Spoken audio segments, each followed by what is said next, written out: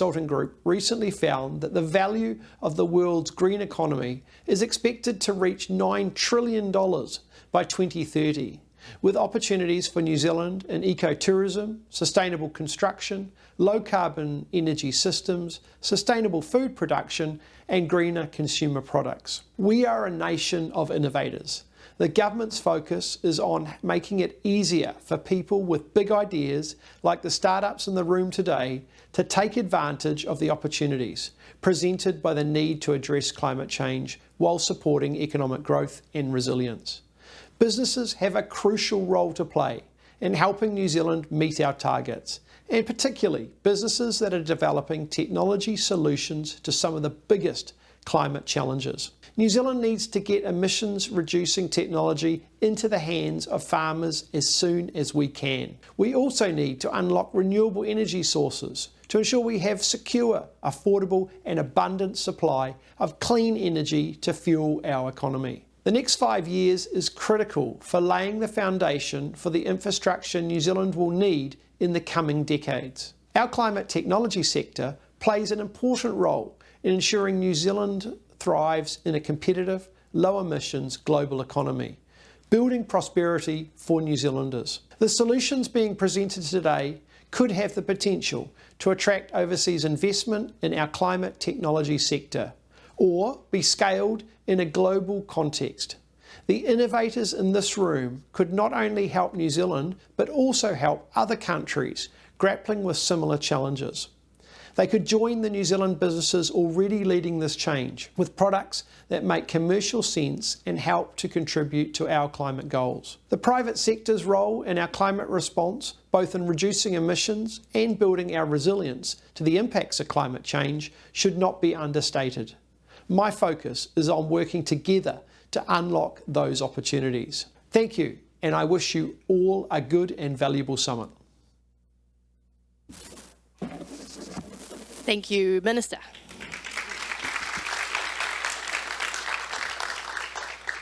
Now, it's my absolute pleasure to welcome someone without whom none of this would be possible, Catherine Jones, CEO of Creative HQ. This program is such a gift to Aotearoa, building the kinds of companies that this country and the rest of the world needs, and I know that Catherine and her team have done this on the smell of an oily but surely sustainable rag. So thank you very much, and give her a big round of applause.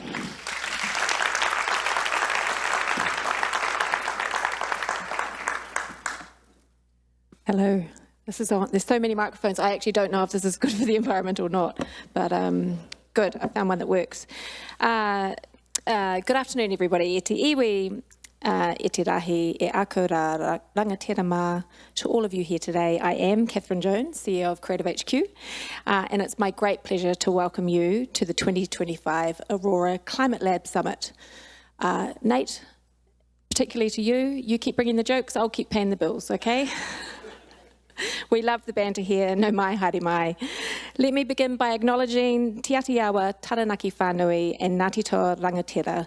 We are honoured to have members of you and your iwi here in Hapu here today. Our shared journey, built on deep respect and knowledge exchange, strengthens everything that we do to support entrepreneurs in this region. Nō reira, tēnā koutou, tēnā koutou, tēnā koutou katoa. So this afternoon, as you've heard, I could just say what Izzy said, actually, that was such a great opening, Izzy. We do have 15 incredible companies who are graduating from Creative HQ's Aurora Climate Lab. And anyone who's ever built a startup knows it all begins with identifying a problem worth solving. And there is truly no bigger challenge than climate change. It is the defining crisis of our generation. I am on the right floor, Izzy, I have come to the right event. And solving it is going to involve every ounce of innovation, courage and collaboration that we can muster. And with big problems, of course, come big opportunities. And that's why Creative HQ, together with our lead investment partner, Motion Capital, created the Aurora Climate Lab. Aurora is so much more than a startup accelerator. It's a movement for anyone who's anyone in the New Zealand climate sector to come together and unlock the extraordinary potential that exists to improve climate outcomes for New Zealanders while simultaneously exporting cutting-edge climate solutions to the rest of the world. As Izzy said, we can solve climate problems and get rich with the same initiatives. Now, as you hear these founders pitch this afternoon, I invite you to consider the scale of the opportunity in front of us. Clean tech's different from the other tech sectors in that whilst it drives economic growth, it creates high-value jobs for New Zealanders and it delivers world-class returns for those ready to invest. The companies are different. They involve a lot more background research. They involve a lot more capital up front to get them off the ground, but when they find that product market fit, the opportunity that we can all unlock together is truly exponential.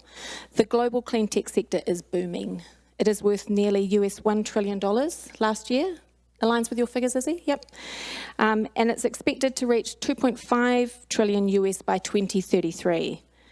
The focus is renewables, EVs, energy storage, hydrogen recycling, energy efficiency. In New Zealand, the momentum is really building. This is the fourth time we've run this accelerator program, and we've really seen the ecosystem mature during that time. The broader environmental tech sector in New Zealand was valued at over US $2 billion in 2023. And a recent survey, there's quite a few surveys around, we're trying to find some exact data, but a survey of just 135 Kiwi clean tech companies that was taken last year showed they've raised US $535 million in private capital. They've generated US $291 million in revenue over the past 2 years. They've invested $112 million in R&D, and they collectively employ 1,190 people. The sector is also growing 29% year on year. Is that sounding pretty investable, team? Yeah. Well, look, it's not just a good investment, it's an unmissable one. So the question that I pose to all of you in the room, and some particularly pointed in the room, is how do we work together to support more of these companies every year? Creative HQ is committed to continue to support the companies that we have enough funding for, but we can do more. There is no shortage of pipeline of great companies in this sector in New Zealand, and it's in all of our best interests to get behind them. I want to acknowledge our lead investment partner, Motion Capital. You're going to hear from them soon. I think Ralph from Motion Capital is going to speak, and he's going to acknowledge their fellow investors that they have on board. Each and every one of you is really important. I'm not going to name you because the list is growing by the day, which is incredibly pleasing to see, and I risk missing one of you off, which would be a terrible, terrible thing. So I'm going to pass the risk of that to Ralph. Good luck, Ralph. And we're also really excited to welcome some international investors in the room today who have the scope within their fund and they have the permissions within their fund to invest in the very best of Kiwi clean tech companies. So thank you for travelling here. I know it took you 6 weeks by boat to get here, so really appreciate you being with us today. I also really want us, I'm not just doing this because it's the right thing to do, I'm doing this because I really mean this. And I want you all to join me in saying thank you to Creative HQ's program partners. These aren't partners who are investing in these companies and are going to get a financial return. These are companies who understand the value of supporting programs like Creative HQ's to help elevate and lift these companies so that they can be successful. And in this case, they are our shareholder, Wellington NZ, and the new CE of Wellington NZ is with us today. It's his first Creative HQ showcase. Mark Oldershaw, I can see you sitting there. So yeah, let's do that.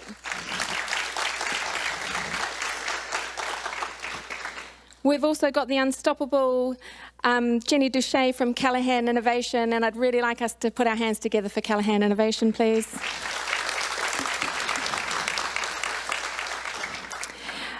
Jenny, you know we love you and we love the work that you do. I don't know if everybody in this room knows that the funding that Callaghan Innovation gives to early stage programs like ours is the only central government funding that comes to support early stage programs in New Zealand, and Jenny is the person who is in charge of that. So thank you, Jenny, for continuing to support us. Ariaki, who are a new partner to us, who have signed on for a multi-year deal to support our program. So Michelle is down the front. Thank you so much, Michelle. Round of applause for Michelle, please. And our friends at Fractal Climate. Big round of applause for them, please. Now, in the room are some of you who could be partners in the years ahead. So if you would like your name read next year and you would like a big round of applause, it does make you feel all warm and fuzzy inside, I promise you, then please consider this your invitation to come and talk to myself or one of the other people wearing the Aurora t-shirts. Good quality, quite comfy, one could be yours if you sign on to this movement. And that's a very serious invitation. We really do want to speak to you. I think I said before that we're now in our 4th cohort, and we remain the only dedicated climate tech accelerator in the country. So these startups, as I mentioned before, they are different. Many are deep tech. Many are born from years of research. They focus on energy systems, future food and carbon capture, and they take much longer to reach market. They require larger early stage investment, but the upside potential, as I said before, is quite extraordinary. What our program offers them when they enter a 12-week, very, very intense, what we call high-touch program, is it connects them into an ecosystem that wants them to succeed. It gives capital, in this case through our investment partner Motion Capital and our combined investor networks. It builds capability in them to help them lead high-growth companies. These are people that are growing exponentially high-growth companies. They're going to need to be a boss and a leader at all the stages of growth of that company, and that happens really quickly to them. So we try to build them with the capability to be able to do that. And we immerse them in a culture of entrepreneurship so that they have the mindset and the tools and the resilience to succeed for years to come. So to those founders, this afternoon's yours. I'm going to get off the stage really quickly. I know today's a big day for you. I know that talking to this group of people, no matter how well you know your company, is daunting and hard. I celebrate you. The entire Creative HQ team celebrates you, not just for the past 12 weeks of intense work, but for everything it took to get here. To quote a recent founder, Caroline, who came through our FinTech program recently, she said, if there's one thing the startup journey teaches you quickly, it's that you cannot do it alone. People matter, not just for advice or introductions, but for encouragement, perspective, and energy when you need it most. Community, relationships, and support aren't side notes. They are critical to startup life. So audience, we do have a full house today. Thank you all for coming out on this drizzly day. You have a really important job today with these founders. Your job is to cheer loudly. Can you do that? Show me.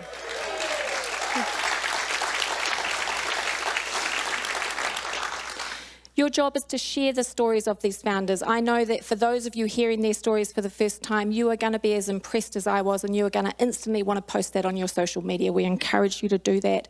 We encourage you after today to follow their journey, to make introductions for them into your networks if you have them, to invest in them. There's Speak to Motion Capital today if you'd like to invest in them, and to support the work that we do at Creative HQ so that we can keep this engine going and we can grow more and more companies in this space for New Zealand. So to our founders, I thank you. Thank you for trusting us with this part of your journey. We exist to serve you, and we don't take that privilege lightly. I hope we've served you well over the past 12 weeks.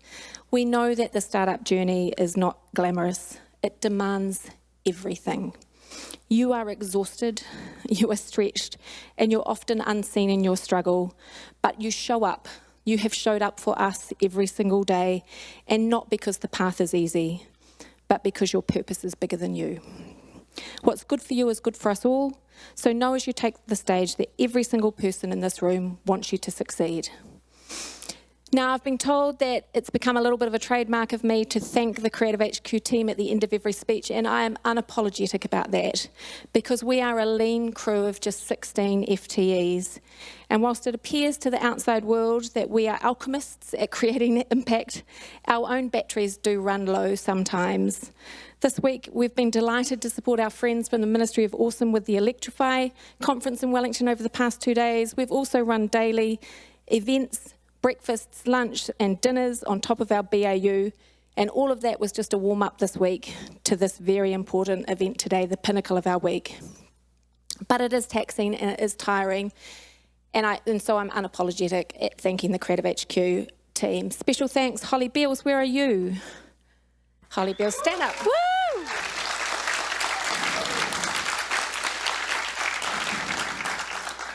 Holly Beals is not just the director of Aurora, she is the absolute heartbeat of the program, and she always has a smile on her face and a smooth energy to her. GM of Startups, Colin Kearney, stand up.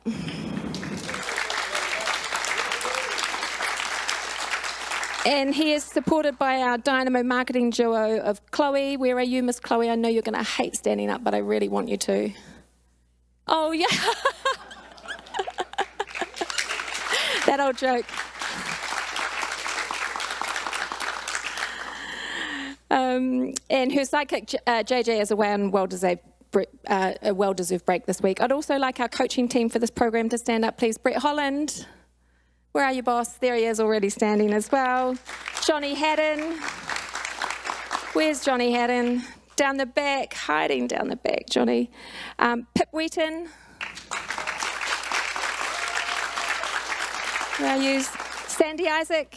We've got Sandy here. Yay, Sandy.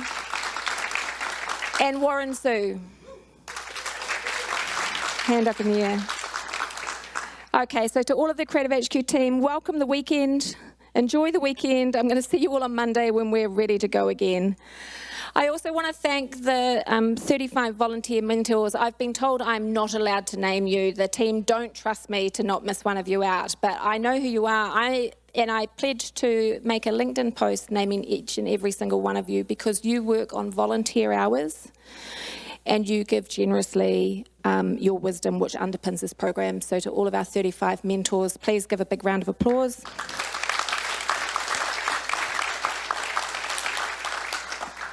We're 10 minutes behind schedule already, the big clock is saying. So I'm going to wrap it up no later. Tēnā koutou, tēnā koutou, tēnā koutou katoa.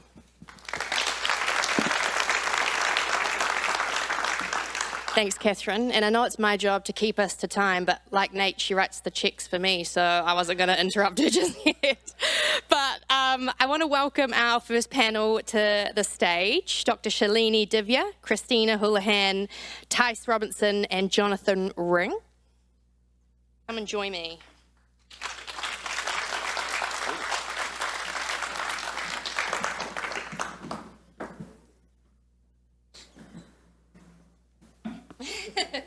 It's not a you thing. So, with this panel, we're not just talking about any old startups, we're talking about deep tech, and we've talked about that a little bit already today. But deep tech comes with some complexities. Oh, thanks, Colin. Which is why I've asked each of the panelists to explain theirs themselves, because it's a bit for me in some of these instances. So I'm going to give you all 1 minute to introduce yourselves and your work and your mahi, and then we'll get stuck in. Cool. Start with me. Yeah.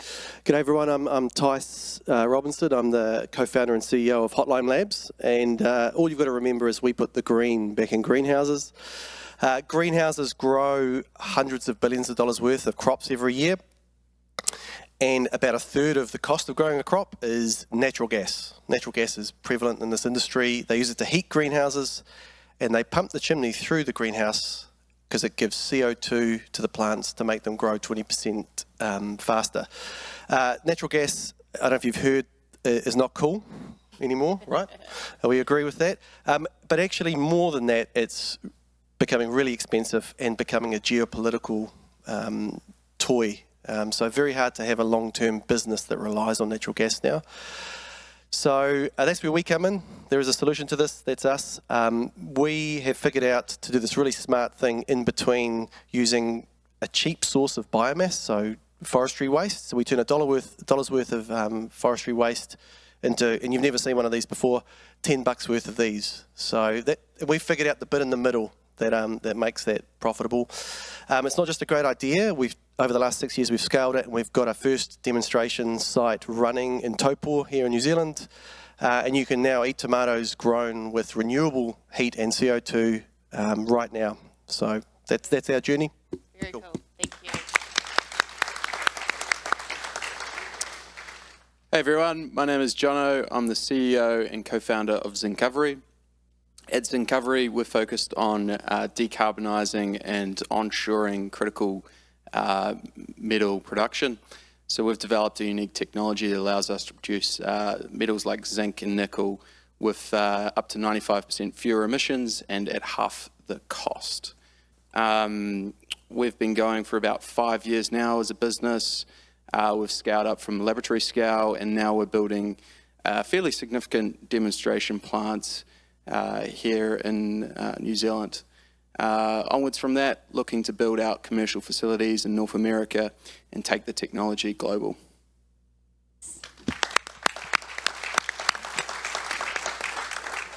Cool. Hi everyone, I'm Christina, the founder of Bespeckle. We're all about becoming the essential component that unlocks affordable, clean hydrogen. So we make a thing called a catalyst-coated membrane. Long story short, we go in a piece of equipment that then goes in a plant, and then that plant creates the clean hydrogen. So we're part of a supply chain. We're a supply chain play. Why that's important is because the hydrogen excitement and bubble has burst, right? The people in this industry now are the people that really see the potential for hydrogen. And why that bubble burst is for 3 reasons. 1, the economists, when they did their great techno-economics, didn't actually consider how long it takes to scale up a high-tech, really complex industry. So they said it could be done in 2 years. It's definitely going to take us 10 to get to the scales they projected. 2 is the components are expensive. We use iridium. We don't produce a lot of it, and it's 5 times more expensive than platinum and 10 times more expensive than gold. And the last part is efficiency. It's still it's not really cost effective at the moment to convert the water into hydrogen using electricity. And the thing that was meant to help create market demand, subsidies from Europe and America, they took 5 years to come in, and then, you know, someone who's orange came in and took those subsidies away. So those 3 things together took away what is essentially that hydrogen bubble. Bespeckle is part of that solution of bringing hydrogen back, right? We're all about scalability. We have the technology that enables us to produce this critical component at scale that's needed. We reduce the amount of iridium you need into something that you can actually supply using today's amount of mined iridium. And the last one is efficiency. We want to achieve a metric called 3 amps per centimetre squared. Basically, unlocking that means we meet the $1 per kg hydrogen price. Bring all 3 back and clean hydrogen becomes a potential again.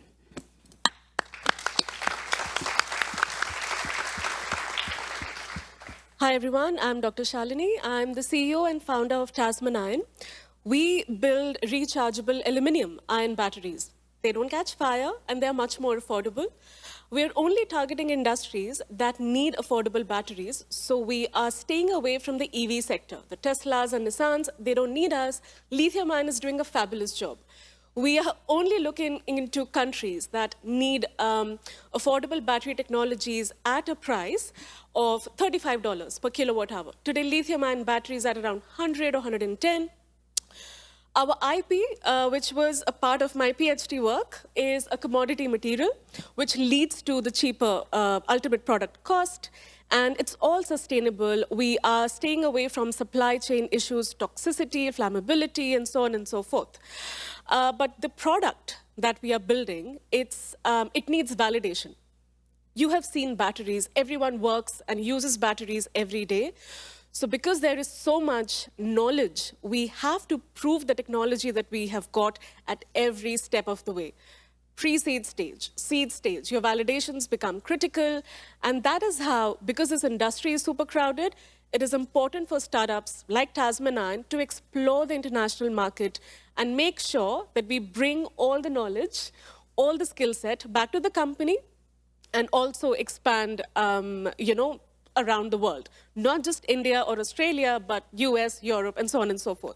So that's a tiny dream that we have. So yeah, that's us. You'll notice that all 4 talked about how they are cost-saving as well as creating awesome sustainable products. So some great examples here. Now, we've talked a little bit already today, sort of loosely around what makes deep tech and climate tech different. But I think understanding it from your perspective, what is it, what makes it different, and sort of why those differences are there would be really useful.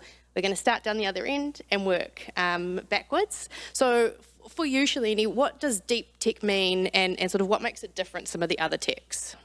I can speak a lot more comfortably when it comes to batteries, of course.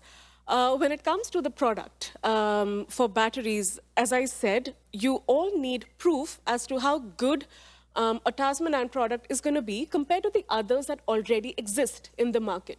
So the competitive landscape that we put in our pitch decks, it's different because you start competing on day zero. You have to make sure that even your assembly methods, like it's very tangible.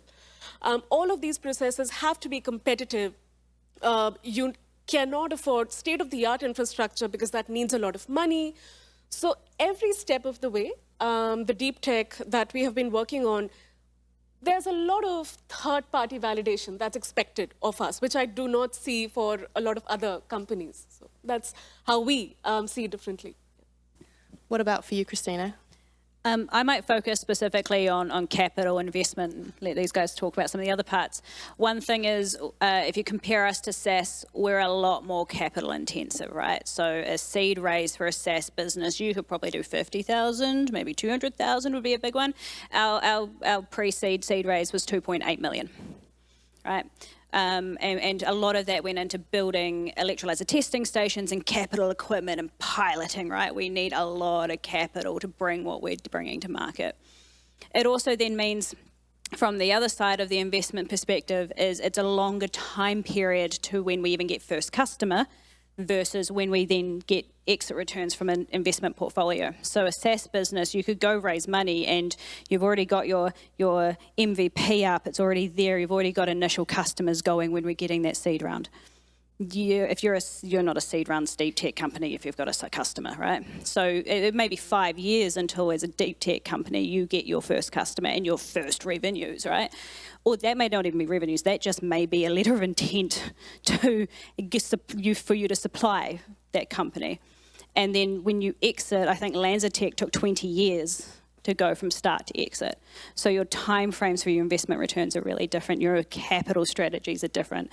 You need patient capital over that journey. And the role of non-dilutive funding is huge, right? US, Europe, these companies in deep tech are getting $20 million non-dilutive grants. Wow. Right, that's a scale you don't see in New Zealand. What about for you, Jono? Yeah, I think deep tech is very much rooted in the physical world. It can be software enabled through, AI or other computer modeling techniques, but very much you're dealing in the world of atoms, and there are a different set of challenges that come with that. I think you have to deal with physics, and there are limitations of what can happen technically. Whereas in the software space, often it comes down to market innovations and how do you apply a technology that's well proven out in a new market application. I would slightly disagree with the sentiment that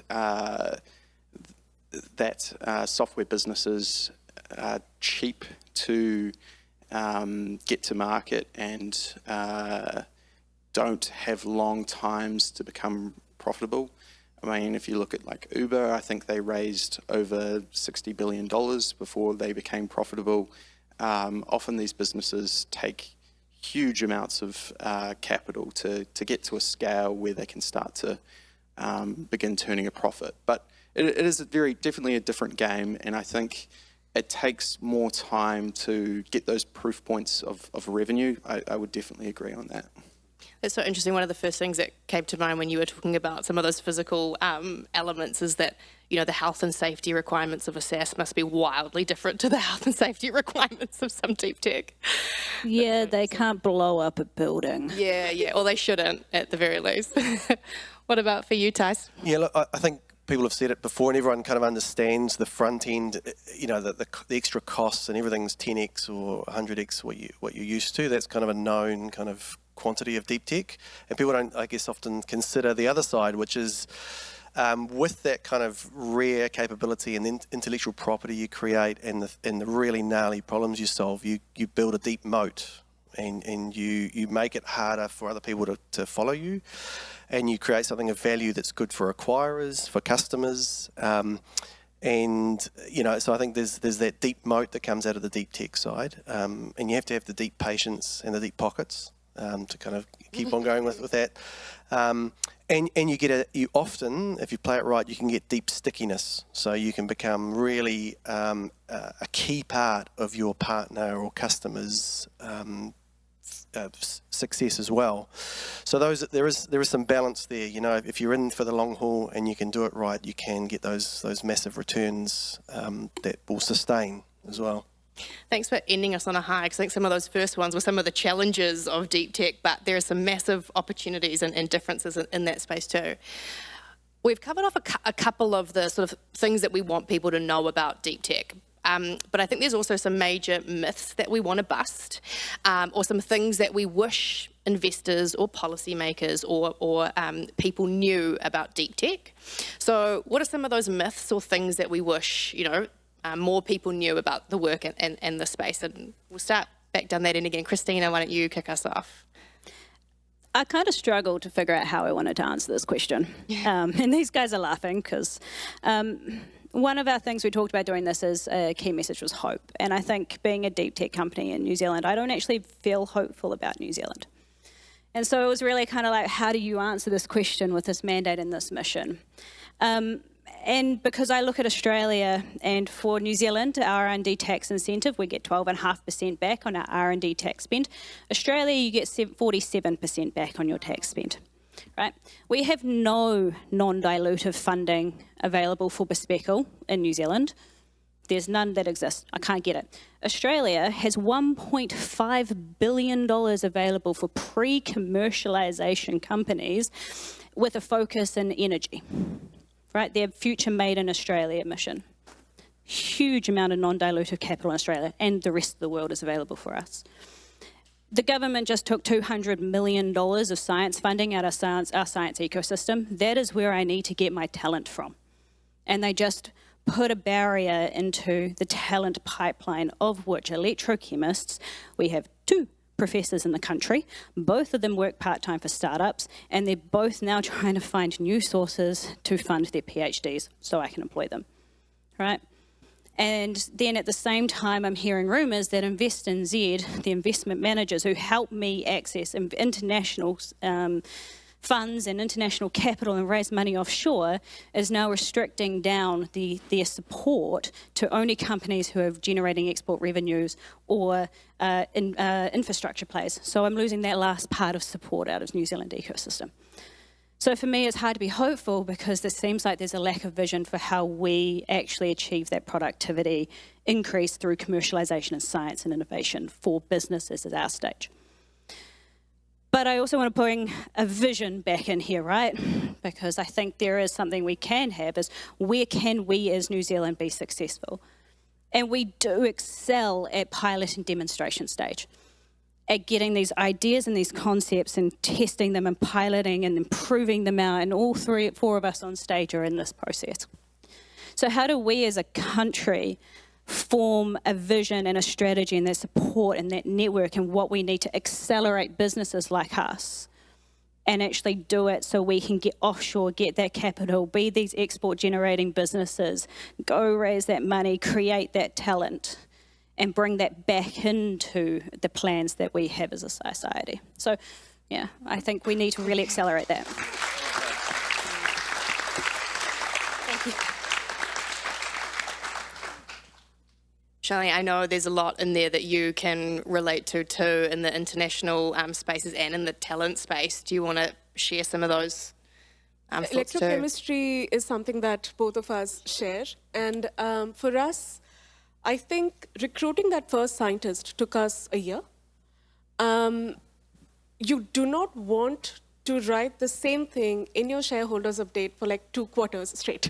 That, oh, my scientist is still overseas and the migration issues, it's not letting her come into the country. The one myth that I always thought about early on was reaching out to international, be it investors, any stakeholder, collaborator, R&D partner, because we lacked the skill set that we needed in electrochemistry. And batteries, it's all, like, especially in the pre-seed stage, it's all about developing your product, making sure your scientific risks are gone. And you need a very strong technical team for that. So when we were struggling in assembling that team, there was this thing that, oh, why can I not reach out to some of my peers in Germany with whom I've worked, or in India, where my alma mater is? Can we create that relationship without making our investors uneasy that, oh, is she going to go to India with the product? Or, you know, is the company going elsewhere? Because sometimes international relationships, investments, and even funding is necessary because, as Christina said, we do not have enough here. And due to the lack of non-dilutive funding, we tend to be behind our competitors in that rat race. The same startup that was created 4 years ago in India has actually got a customer now. I don't. So that is where the risk is gonna, you know, like push you down the line. So it is okay to reach out to any collaborator that you think is going to push your technology forward. If you've got a global vision, just expand your community. Do not limit it to investors only. Australia's got some funding that is also available for some of the Kiwi innovators. So, you know, I think if I knew that, I would have reached out for all of those relationships 2 years ago. Yeah. What about for you, Jono? Sorry, what was the question again? Myths. Myths, yeah. Right. So I think a big myth, I mean, this doesn't extend right across deep tech, but it does for me in the commodity sector, where, you know, I've heard people say things like, well, hey, can you actually have a highly profitable business in a commodity space? Because after all of the, you know, the miners and the refiners in the Western world really do struggle with tight margins. Like, how many stories have we heard about, you know, whether it's the aluminium smelter or the steel mill getting into financial strife? But that's not true for all commodity producers. And in fact, the most profitable business in the world is a commodity producer, Saudi Aramco. You can make really profitable businesses, and businesses that have very large scale, if you have a big advantage in a commodity space. And I think the potential for New Zealand and for climate is to develop new technologies that give you a huge profit margin and allow you to build really large and scalable businesses, the future Saudi Aramcos of the world, except for good. Good clarification there at the end there. Yeah, I like it a lot. Tice, you've had a similar, you know? Yeah, so I think building on that, commodities, like a lot of the commodities around the world, especially in industrial gases, sit on the back of the petrochemical industry, right? So the liquid oxygen, liquid CO2, you know, liquid nitrogen, a lot of this sort of sits on the back of a big, chunky petrochemical industry.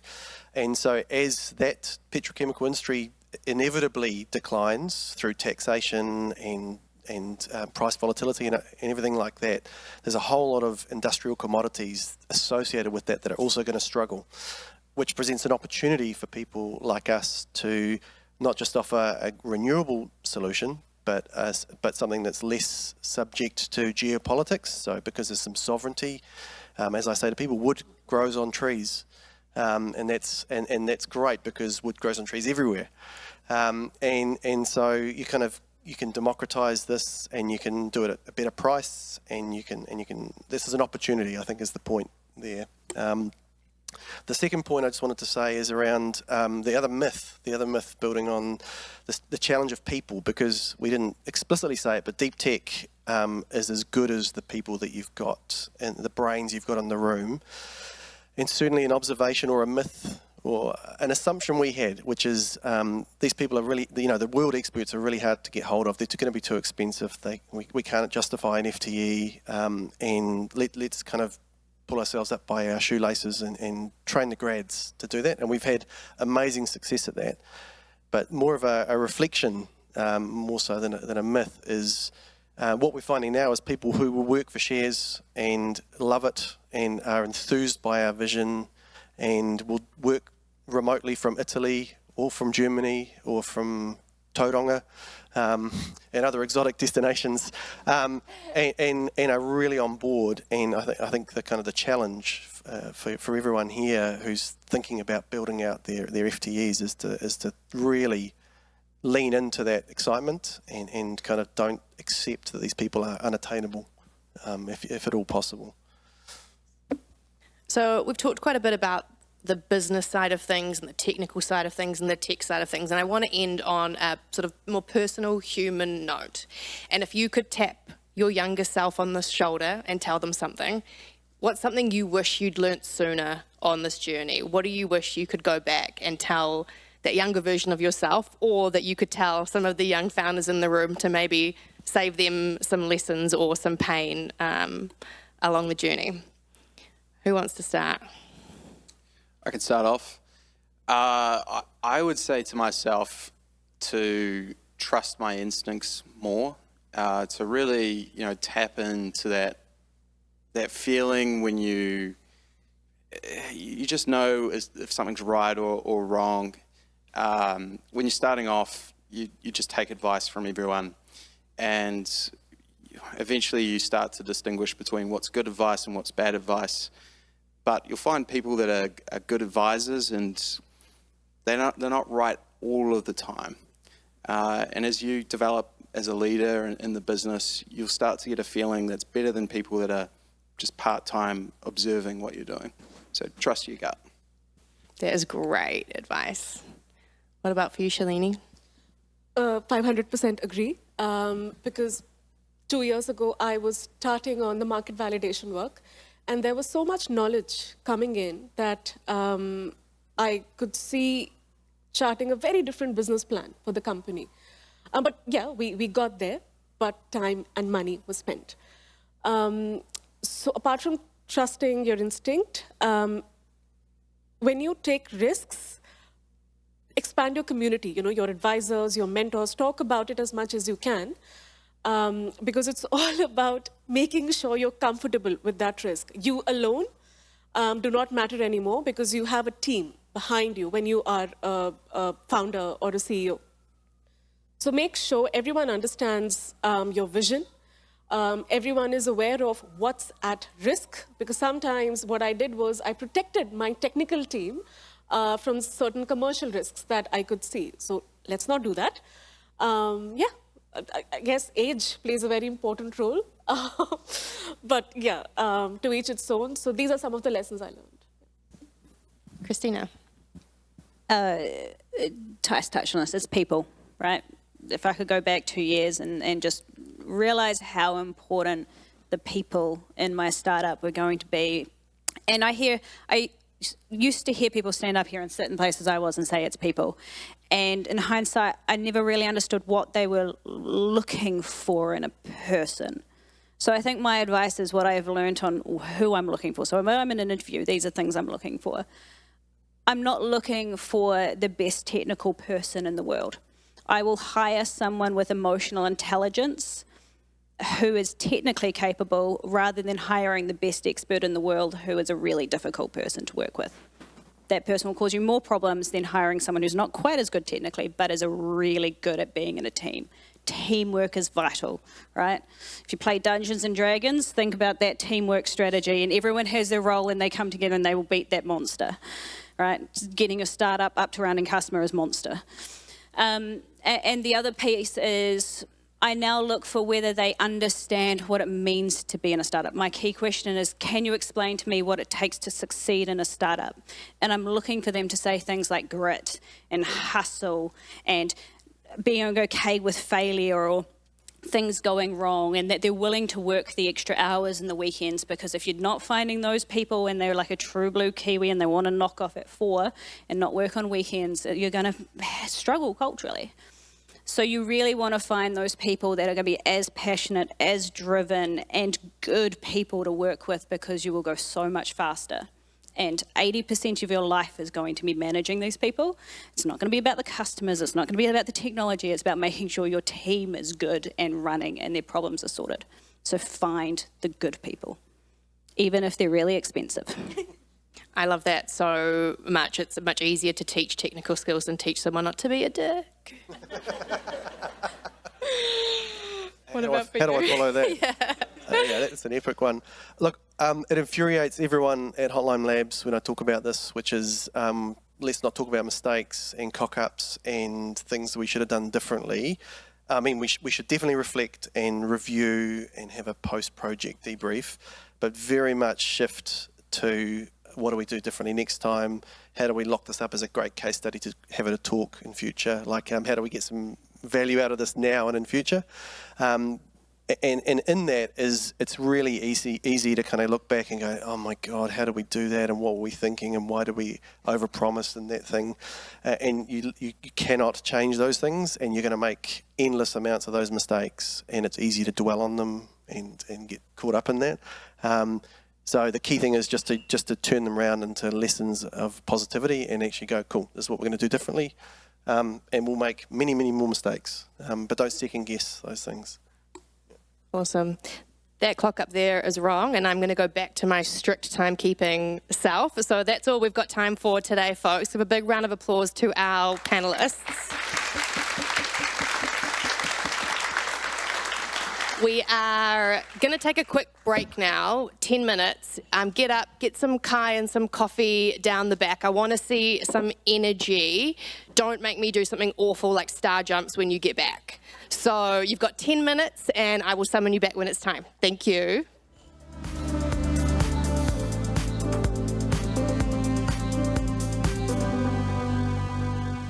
It's like a pressure over my chest. Don't know how to see it. Wish that I could feel it. Time has got a hand that I can't hold. Late nights just thinking it through. Falls that I don't even know when I let it take me for something I thought I chose. Something I thought I chose.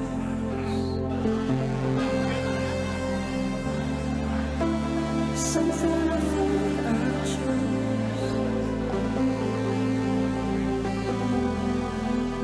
Something I thought I chose.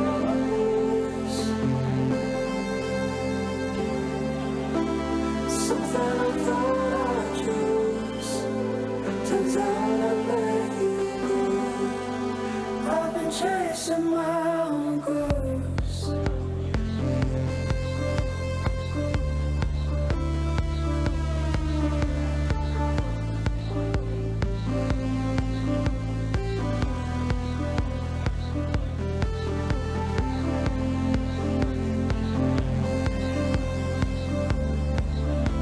Something I thought I chose. Turns out I let you go. I've been chasing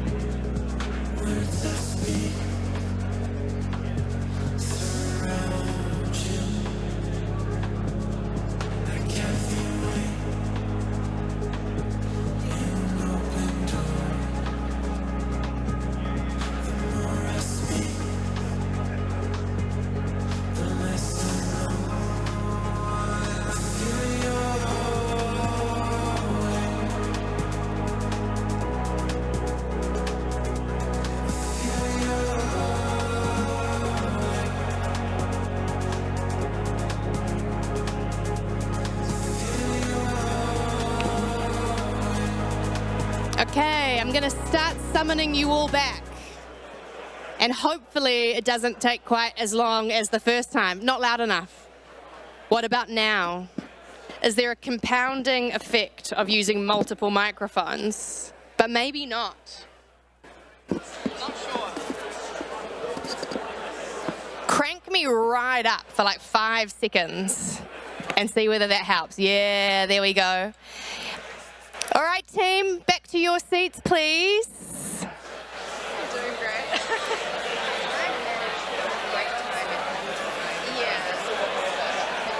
I think we're okay. We actually think it's going till like 5:45. We're going to see everything like we know we've got a bit of leeway. And yeah, we can always just even to that second break if we need to.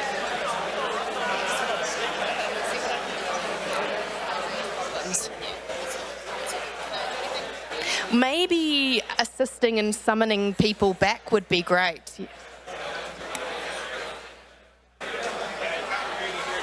Oh, really? AV team, apparently you can't hear me at all over there, so they can't hear that I'm trying to summon them. So we might need to crack me right up. Do it. Is that better? Is that?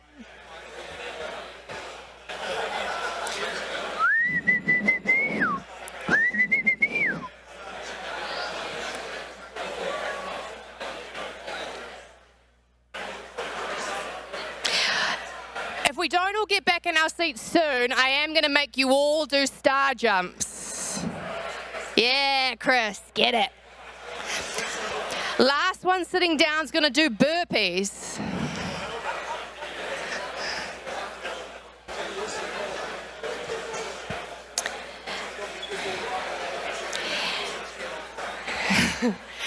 Can I get any ground support from the Creative HQ team? Yeah, slow clap, slow clap, slow clap. Yeah, that's it, that's it.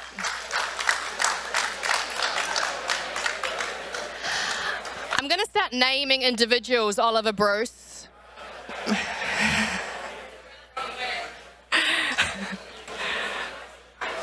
I know you are. If you're supposed to be sitting in the front row, it's going to get increasingly awkward when everyone's sitting down and you're still getting to your seats. And I am going to make the last person do a burpee. Just kidding, I would die of secondhand embarrassment.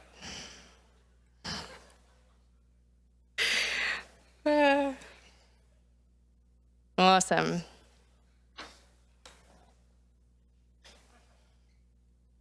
I need a foghorn for the next break, if someone could work on that. In the meantime, that would be excellent. So welcome back, everyone. While you're coming to your seats, I'm going to introduce our next speaker. She has spent her life fighting for healthier futures. And isn't that really what the whole climate tech concept is? But she's done that through health. But the principle is the same, fewer people suffering from highly preventable harm. Dr. Aisha Varel is a physician, infectious disease expert and former cabinet minister, leading portfolios across health, science and innovation, food and safety and COVID-19 response. She knows what it means to lead through a crisis and she knows what it takes to shift a system. We are very lucky to have you, Dr. Aisha. Please join me in welcoming her to the stage.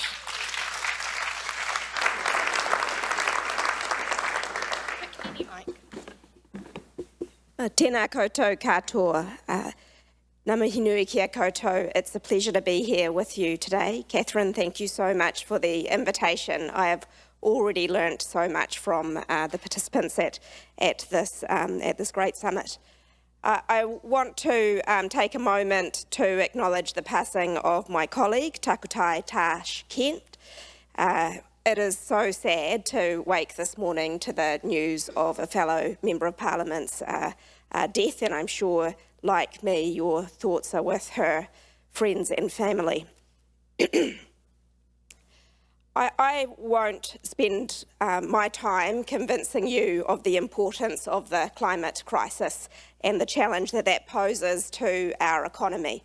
You all know about that, but I will reflect on this summer and how my family went to the place where I grew up, Te Waipunamu, the South Island.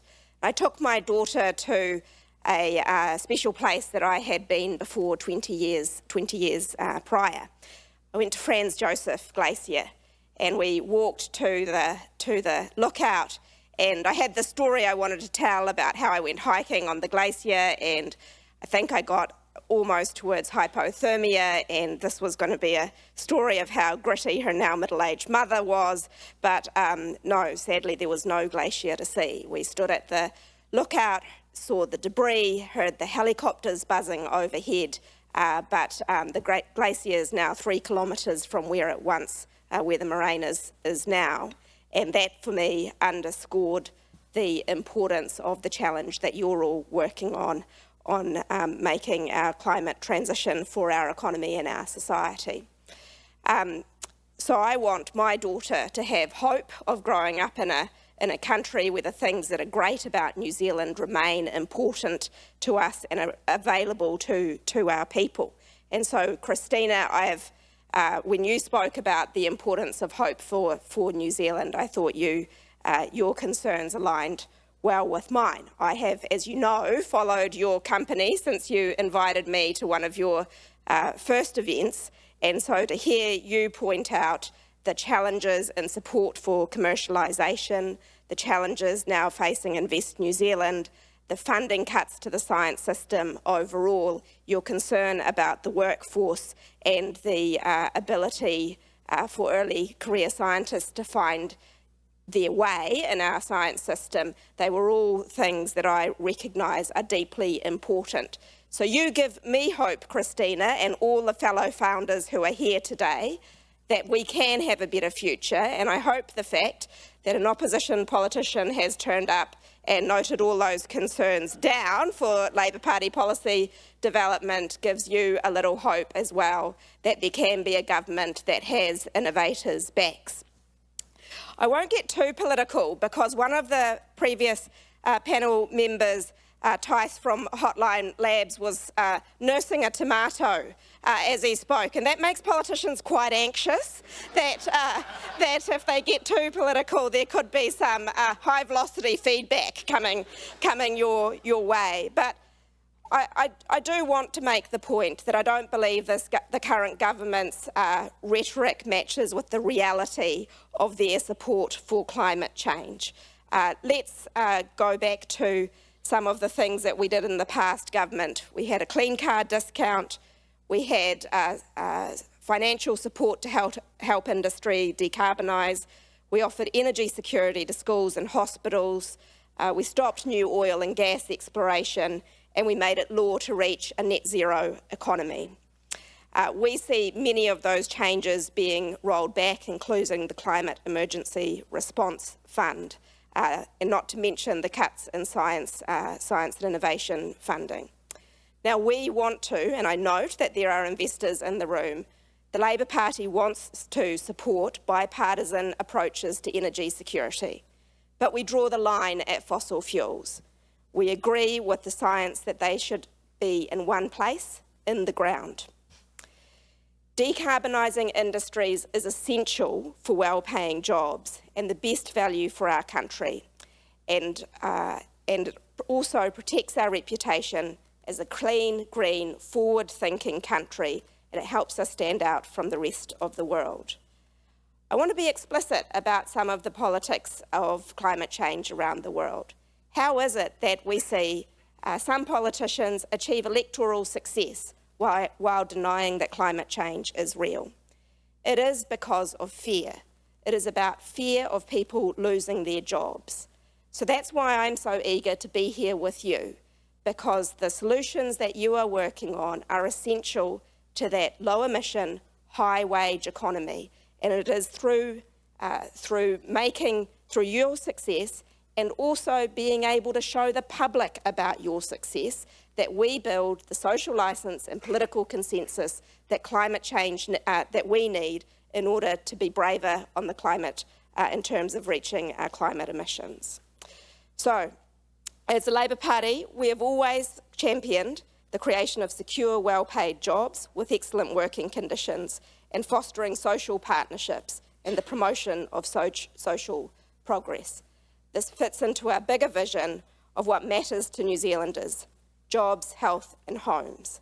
I'm really excited about the opportunity to see all the pictures today and to learn about the initiatives that you're working so hard on. I really want you to know that we believe in the work that you're doing, and I hope and that you give us hope for the future. Thank you very much.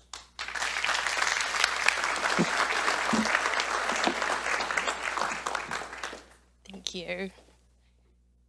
All right, now we're getting to the meat in this veggie burger, or this precision fermentation burger, or net zero carbon burger.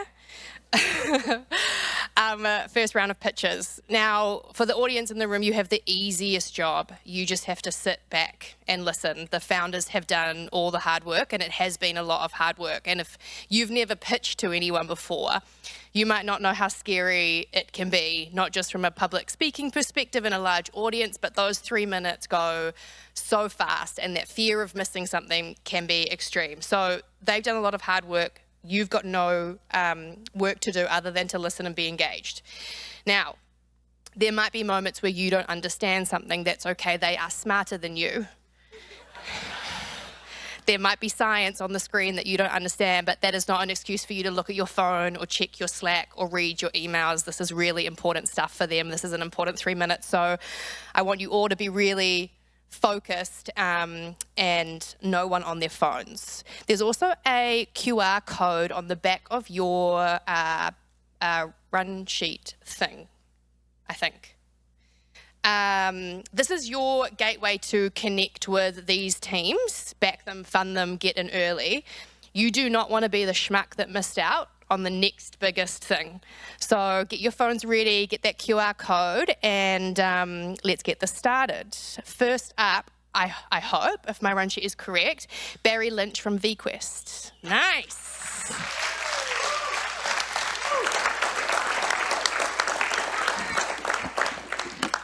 They put the Irishman on first just to confuse you. Hi everybody, I'm Barry, and this is Nezo by VQuest. And it's not going forward. Yep, there we go. We're on a mission to make construction design smarter, harnessing data to drive down both carbon and cost emissions in that industry. Right now, designing cost-effective, sustainable buildings is too bloody hard. Architects are incredibly time-constrained, same with engineers, so they stick to what they know. They do the safe thing. And we're missing massive, substantial efficiency opportunities. As you can see, cost continues to outpace inflation in this industry, and carbon emissions continue to grow. Architects are designing with incredible vision, but they don't have access to cost and carbon emission inside their existing design workflow when it matters. That comes too late, often when the biggest design decisions have already been made and the opportunity to have impact has been lost. Up until now, there's been no good way to leverage data into a designer's workflow. But recently, an architect shaved 30 hours off their design time, eliminated $750,000 worth of project costs, and prevented 3,750 tons of carbon emissions. That's the equivalent of planting 180,000 trees, not even hugging one of them. They used Nezo by VQuest, a design-integrated analytics platform that works where a user works. Inside their software, they get to see the instant impact of every single material choice they make. They also get to see where, when, and how they can actually improve on that. When they use Nezo, they get buildings that take less time to design, are better for the environment, and cost less to build. And most importantly for architects, still make them look good on Instagram. The Nezo I've just described is a SaaS-based subscription platform with over 5 million potential users internationally. But in the biggest, baddest version of us, we also become a marketplace where suppliers would pay to host and highlight their materials. We can also become a trusted market insight source for insurers, governments, and ESG funds. Both of them are already knocking on our door looking for our data. And we've got traction. Over 25 practices already use this in New Zealand, and 65 have pre-registered for our launch in Australia next month. And because sleep is optional, we've also set up 4 strategic partnerships across the US, the EU, and ANZ. As you can see, our existing customers believe that we're absolutely smashing the competition. The reason for that is because we're solving an even bigger problem.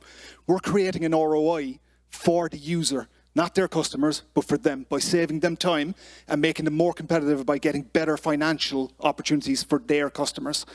And none of our competitors can say that. Our team has over 40 years combined experience in construction and design, and we've been using data. We saw the opportunities that were being missed, so we decided to play nice and share our solution with the industry. We're a team that work fast, break things, and share alibis, so none of us get in trouble. We're raising in Q4 2025, 2 million. It's a lot, but we want to move fast and leverage those relationships that we've already got right across the globe. You can scan the QR code, or you can just come have a chat with me, because I do love to talk about this stuff. This has been Nezo, I've been Barry, and I'm off to take a breath now.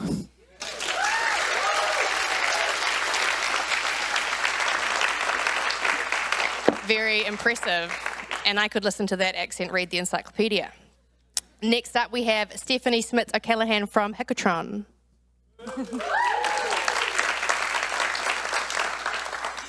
Hi, I'm Steph, co-founder of Hikatron, and our vision is to unlock electric vehicle charging infrastructure anywhere. Put simply, we can make EV charging work in places others can't. So let's look at the problem in more detail. Well, in 2024, charge point operators globally spent 20 billion on grid upgrades, and that's on infrastructure they will never own. So right now, EV charging is stuck because of these high costs, and it means we've got charging black spots everywhere. How do we know this? Well, Hikatron has deployed over 250 charge points, and so we've unveiled this network, and so we know these infrastructure challenges, and we've seen them firsthand. So what's the solution? Well, Hikatron's working on a technology to address this problem. We have unveiled a battery-buffered rapid charger, and we have proven this at pilot scale, and now we're driving towards the commercialization of this product over the next 24 months. And it will do more than just EV charging. It will cut your project costs in half by avoiding these expensive grid upgrades. And it will do things like adding revenue stream opportunities like peer-to-peer charging and energy arbitrage. Put simply, you can buy energy when it's cheap and sell at peak times, turning your site into an energy smart hub. And it's going to be a game changer because it can be installed almost anywhere. So what do we do better? Well, traditional fast charging hardware is bulky and it needs multiple energy conversions. This drives up the cost and wastes energy. Hikatron will take a fundamentally different approach. We have a novel way in which we can deliver energy to the battery, which means we can drive down complexity. So we can deliver a smaller charger that's more efficient at half the cost of the next best solution. So we're delivering a hardware-enabled software solution that's smarter, simpler, and more scalable. So why now and why us? Well, development and innovation in battery technology mean that these solutions are now affordable. And in a world where the grid is increasingly under pressure, energy resilience matters more than ever. And Hikatron has a proven track record. We've done our own hardware, software, and deployed a charging network with 3,000 customers and growing. We are the team to deliver this. I'm Steph, and this is Ron, and we are the founders of Hikatron. And we have been deploying EV charging infrastructure and driving electric vehicles for nearly 10 years now. So we are end users. We understand these pain points intimately, and now we're going out to solve them. We're designing the future of EV charging infrastructure, and we're going after a $50 billion market. We're raising our seed round now of 4 million, and we're talking to investors, so please come talk to us if you want to power the future together.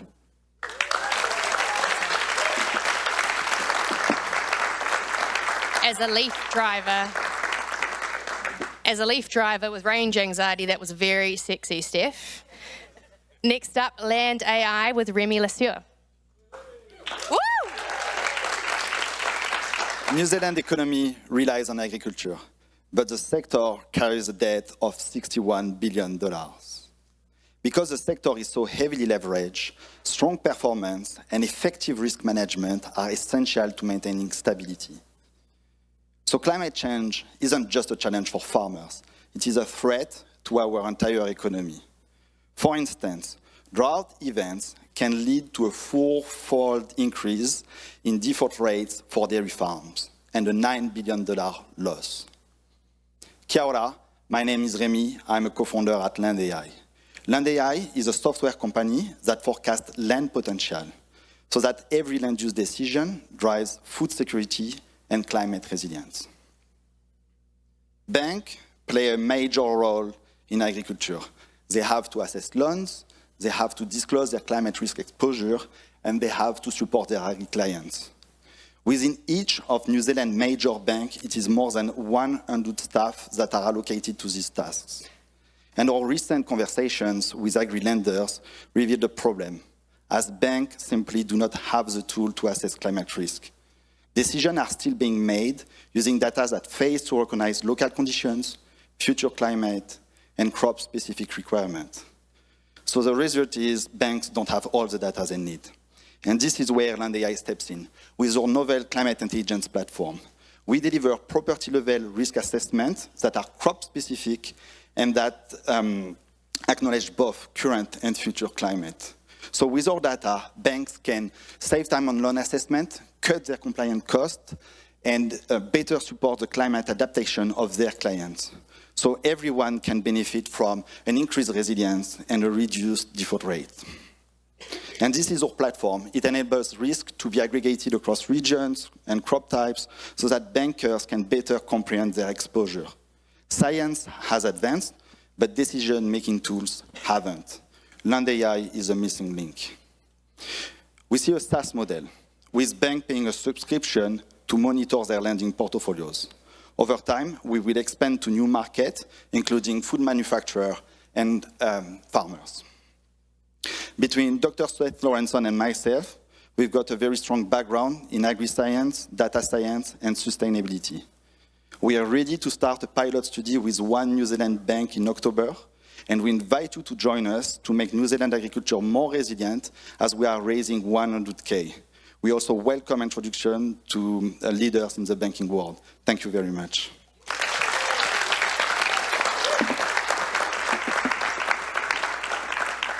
Next up, we have David James Rouse from Carbon Click. I normally only get my full name when I'm in trouble with my mum, but hi everyone, Dave Rouse from Carbon Click. Show of hands who's flown down here today, or for the event. Okay, put your hands up if you offset your flight down here. Yeah, because that's probably higher than the average, but we're going to talk to you today about why and what we can do to change this. So Carbon Click is the most credible carbon offsetting platform in the world, and we've addressed a couple of missing points from carbon offsetting that can really change this whole industry to be a power for good, which is where it started out and what it should be. We make it super simple for businesses to integrate carbon offsetting into booking flows, like the click that you see when you go to book your flights. Now, travel, specifically flight travel, is akin to the tobacco industry. It's frowned upon. In Europe, there are regulations coming out around advertising of it and so on. So with people wanting to travel, these organisations, airlines, online travel agents, they want to do something about it, but they can't because there's not enough solutions right now that can tackle this other than carbon offsetting, but it lacks credibility. So Carbon Click makes it simple, so one-click simple, meaningful, as in we actually find out which projects are doing good, we monitor them, we audit them, and so that you have a sense of security that you know that your money is going to a good cause with great outcomes, biodiversity, social impacts, and so on. So we make it seriously meaningful. We also make it transparent. We have a process where you can trace to see that your money has reached the actual project. So you can believe in that, and then so we've addressed simplicity, credibility and meaningfulness to a point where we were appointed by United Nations for COP29 last year, the voluntary offset provider, and likely for COP30 this year as well, all going to plan. We've also got scale under control. So we've got a plan, we've got Amadeus, the biggest travel tech company in the world, who have partnered with us to scale up at the end of this year into their offering to airlines, online travel agents. They power Expedia and about 40% of the world's airlines. to deliver this carbon offsetting process into their booking flow. It's about $8 million of revenue over the next couple of years for us, which we're now looking to capitalise on. We've already got $1 million in revenue, and that's coming through SaaS fees and a margin on the carbon through the platform, so we're kind of ready. We've got a fantastic team that's been there for the last 6 years, and some fantastic advisors, and of course brilliant investors. Some of you are in the room already. We're raising $1.5 million to take this up to the next level, and we've got a solid strategy behind us, which we'd love to talk to you more about. So come and join the crew, join the mission, and talk to me afterwards if you're interested. Thank you.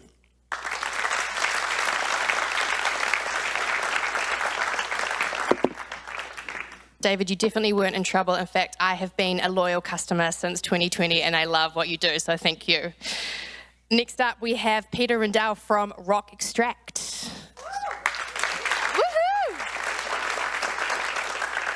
Water is the most used material in the planet, but which is the second most used material?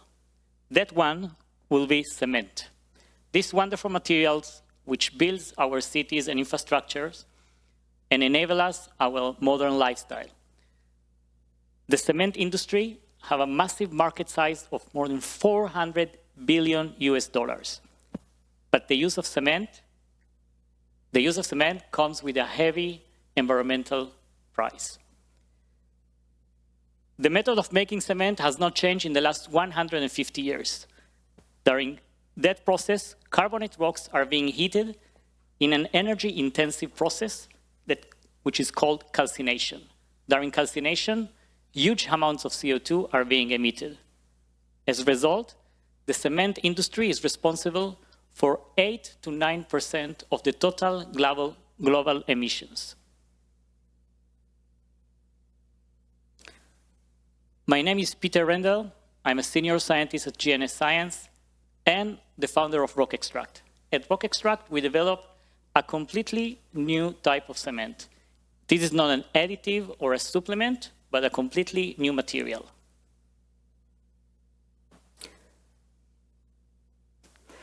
Our material have a similar performance, cost, and scalability to normal cement. And it also ticks many other boxes which the industry is looking into. But more importantly, our process completely removes the need for calcination. And by doing that, we can slash carbon emissions by more than 90%. Now, bringing a new cement into the market, it's not an easy task.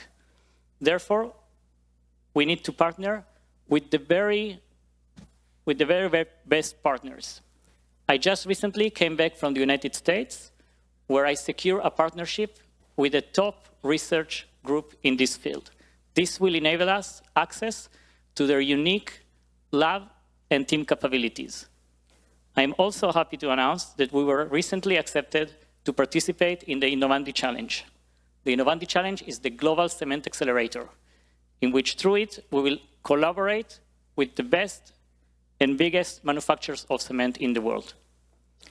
Together with me are Sheena Thomas, commercialization lead at GNS Science, and Gil Meron, former CEO of Sprout.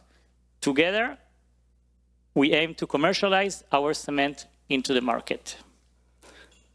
Currently, we are not rising, but we still want to have this wonderful ecosystem in our journey. So if you're interested, please reach out.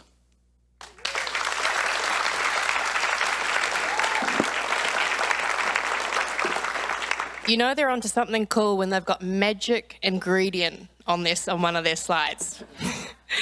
Next up, we have Gabriel James from Solar Firm.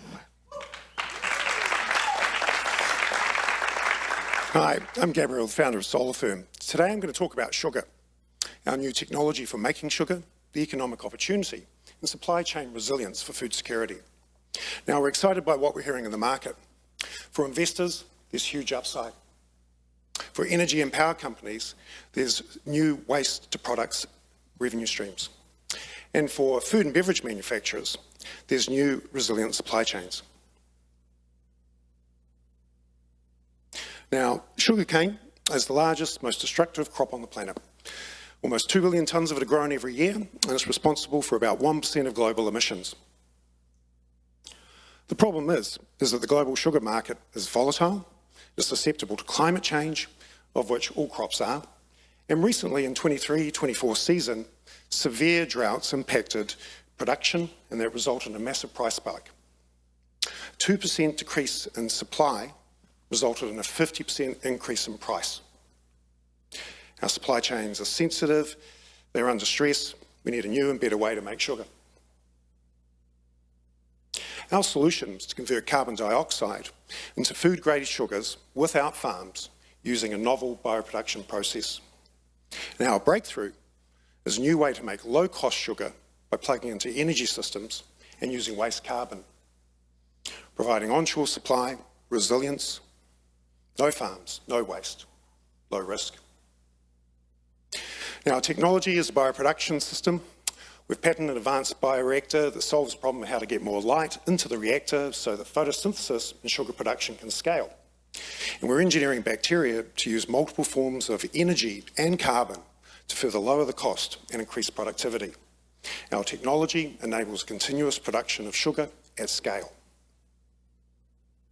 Now, the market opportunity is enormous. Sugar is more than just food, it is the energy molecule that powers the $3 trillion bioeconomy. Sugar is the foundation of our entire food supply chain. Now, demand for sugar is increasing and is set to skyrocket in order to feed 10 billion, while supply is declining with crops under pressure. $50 billion opportunity for us in sugar feedstocks across multiple product categories.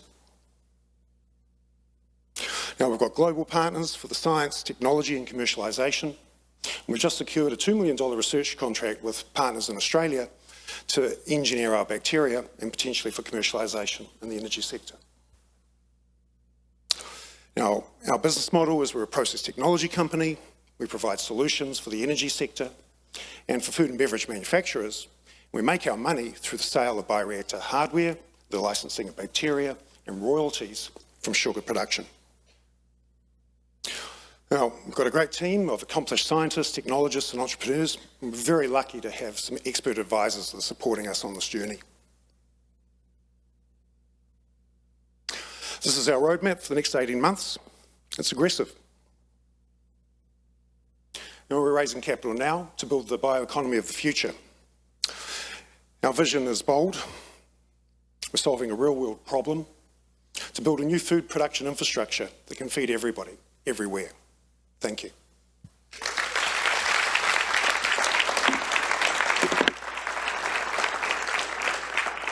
Sweet pitch. Oh dear. Up next, Finn Brown from Ocean Balance.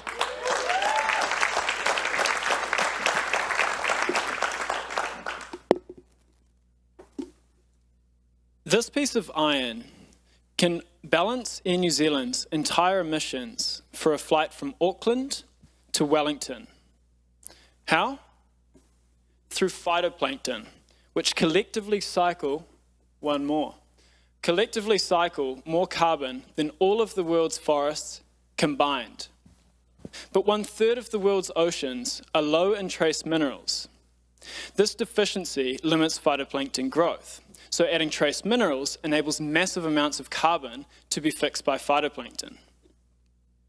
Kia ora, I'm Finn Brown, co-founder of Ocean Balance. We are developing a novel electrolysis system that delivers these trace minerals to oceanic phytoplankton with atomic precision. Trace minerals are needed by phytoplankton in such low quantities that delivering this much iron will do in weeks what a small forest does in a year.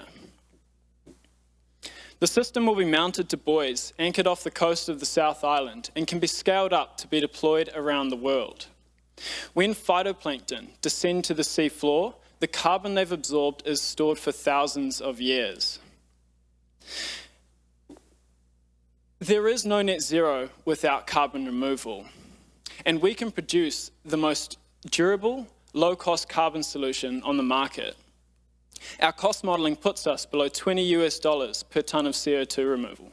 We've done extensive customer discovery, and this is what the market is saying. We are focused on beachhead customers in the hard-to-abate oil and gas and shipping industries. For these customers, financially viable solutions to balance emissions don't currently exist. These initial customers will be the stepping stone to the larger opportunity, selling to maritime governments. No developed nation is on track to meet their climate commitments, and they need carbon removal for the shortfall. Demand is predicted to outstrip supply by 2030 and grow to over $1 trillion in size. We are a world-class team of founders experienced in carbon markets, ocean restoration, and deep science exploration. Dr. Finn Ross, Professor Peter McCready, and myself are working with leading scientists at Otago University to develop the next phase of patent filing. We are raising $850,000 in pre-seed funding to build our MVP and prepare for at-sea trials. Backing ocean balance means investing in cutting-edge science, bold ocean stewardship, and a team built to lead in the world's most urgent market. This is the most scalable solution to humanity's greatest challenge. Join us.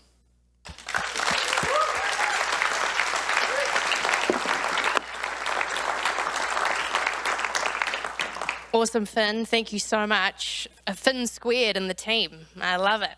I almost came and took your precious medal to hold while you were doing your presentation. I was very concerned about it.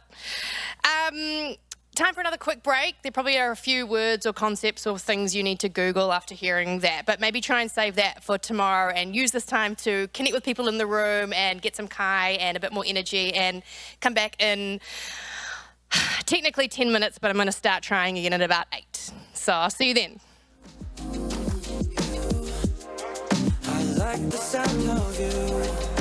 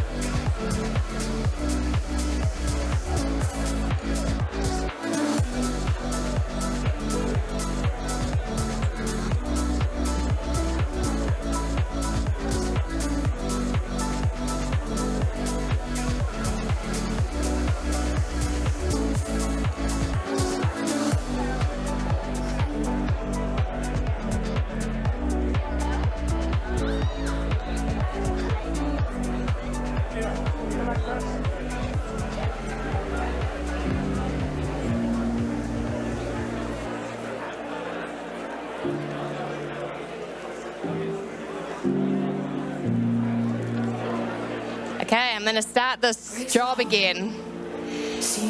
If I've got any allies out in the audience, if you could form some sort of like human wall and just start walking towards me, that would be excellent. Or if you sort of buy one, get one free on a friend, sort of bringing them back towards a seat, that would also be super helpful.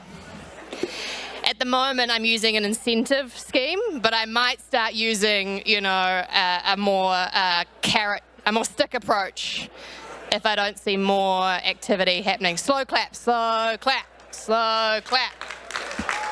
There we go.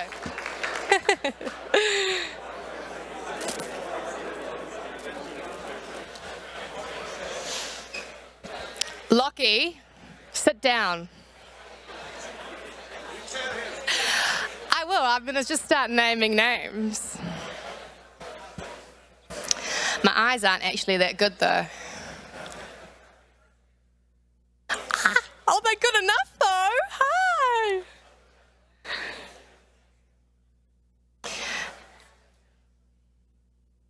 So before we get to the next round of pitches, we are going to pitches and panels. We're going to hear a few words from the people and partners that make all of this happen. And as we know, it takes a village to raise a baby. And so it's my pleasure to welcome some villagers to the stage. They're going to have 1 minute to tell you who they are and what they do. So we have Michelle from Araaki, Jenny from Callaghan Innovation, and Ralph from Motion Capital. Come and join me.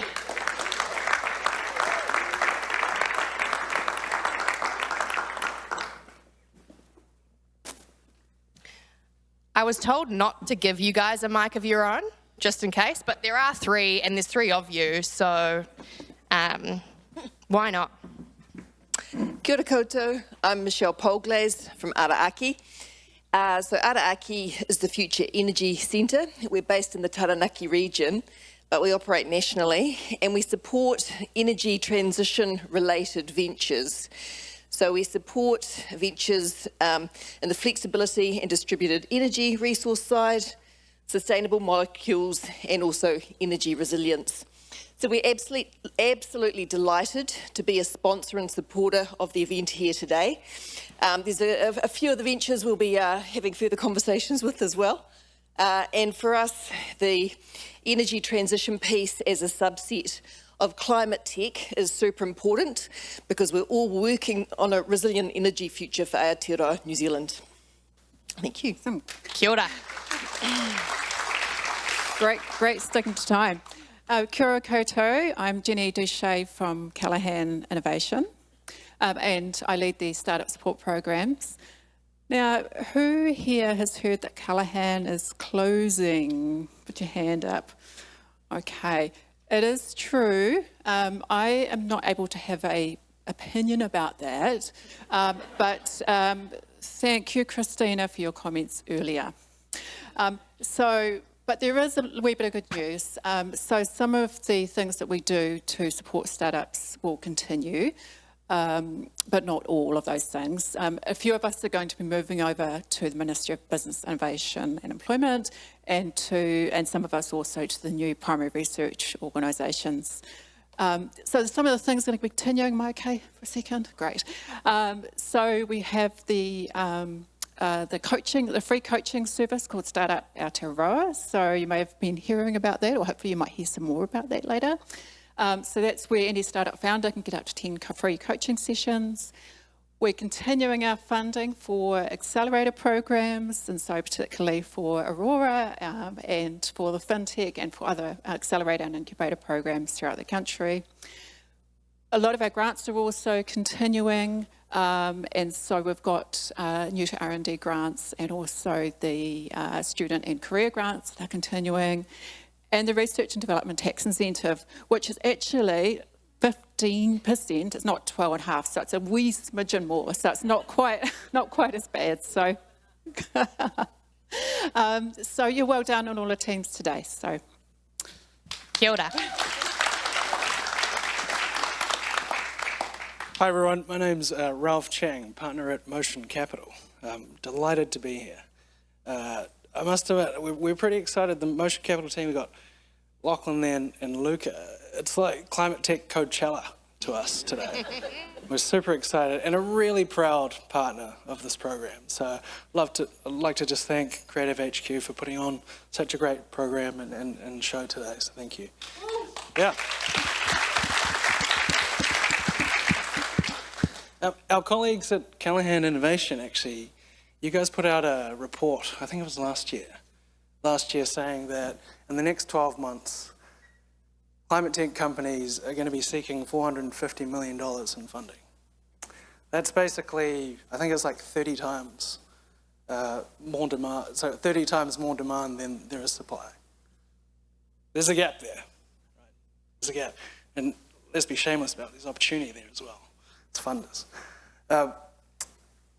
What was important to us is that we think there's world-class founders and world-class companies here, and we need to support them. And I think that was one of the key drivers for us setting up the Aurora Fund. So the Aurora Fund is a fund that's $500,000 set up specifically to fund the companies that you guys are hearing about today. So I'd like to really thank our funding partners, and they're all in the room today. We've got Whakatupu Aotearoa Foundation, we've got K1W1, Seed the Change, Values Trust, USH Capital, and the Nebels. So thank you. Let's thank the partners.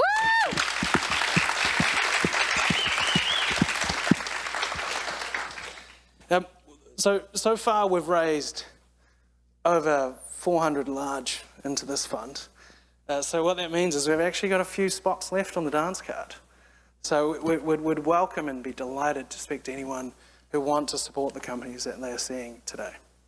Let's nourish them, let's support them, let's help them grow, let's get them to a stage where they can scale, and then they can go over to Australia and suck up all that non-diluted funding. Thank you everyone, and thank you. Kia ora.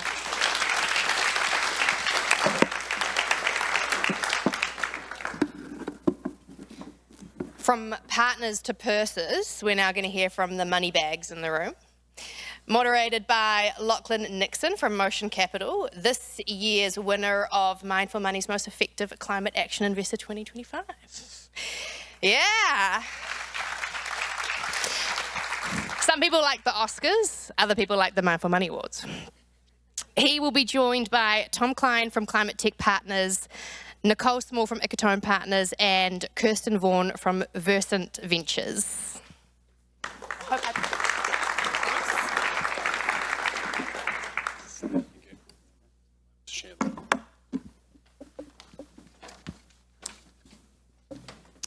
Kia ora everyone. I'm Lachlan Nixon, founding partner at Motion Capital. We're a New Zealand-based venture capital fund focused exclusively on climate tech. So delighted to be here, and also delighted to welcome some international investors here today. So one of our ambitions for the summit is to make it the one day in the calendar where international funders can come to New Zealand, hear about climate tech, and then open their pockets subsequent.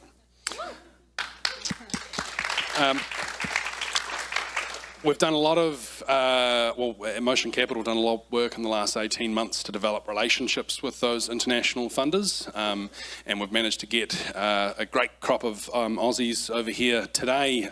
Don't hold that against them. I might just start by letting them each introduce themselves one by one, and then we can get into some of the content.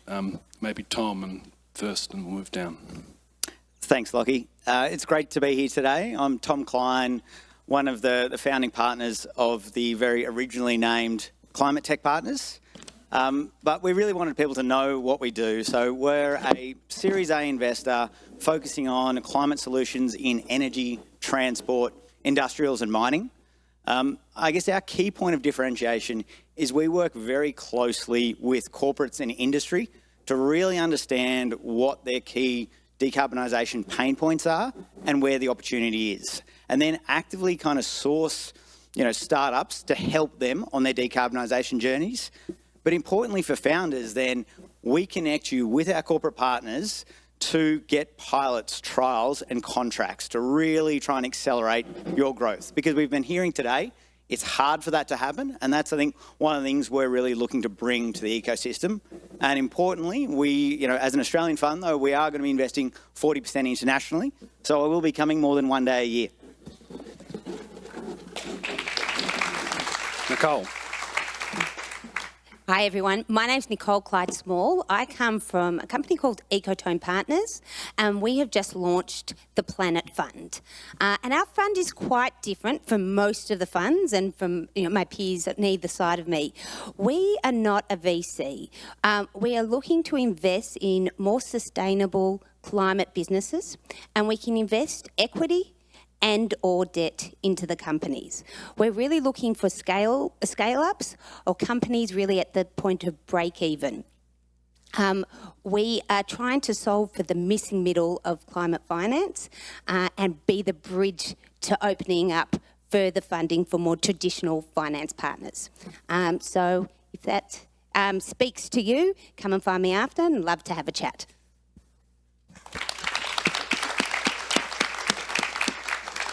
Thank you. So my name is Kristen Vaughan. I'm one of the 3 partners at Virescent Ventures. We are a venture capital firm.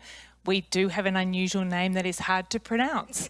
It means turning green. So that was really our vision of turning the whole economy green. It also means greenish. So, take your pick.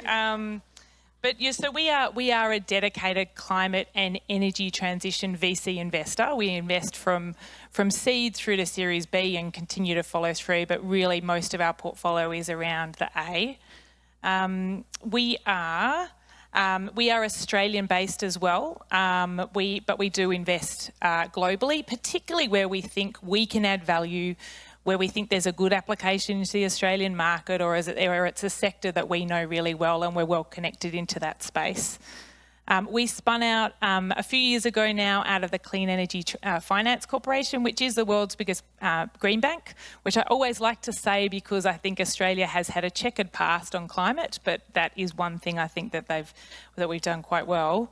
And we remain part owned by the CFC. They're a key client of ours, a key investor in our second fund. So we really leverage that team of, we're a team of 11, we leverage that team of 180 climate kind of financiers ranging, all the way up to kind of project finance type debt that we really work closely with.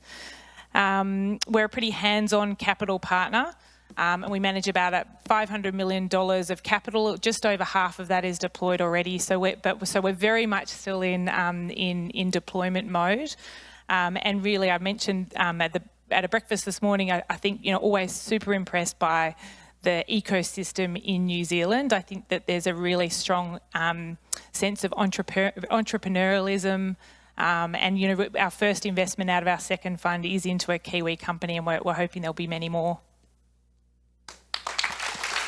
Fantastic. And Kristen actually failed to mention that they've just made their first investment in a Kiwi company.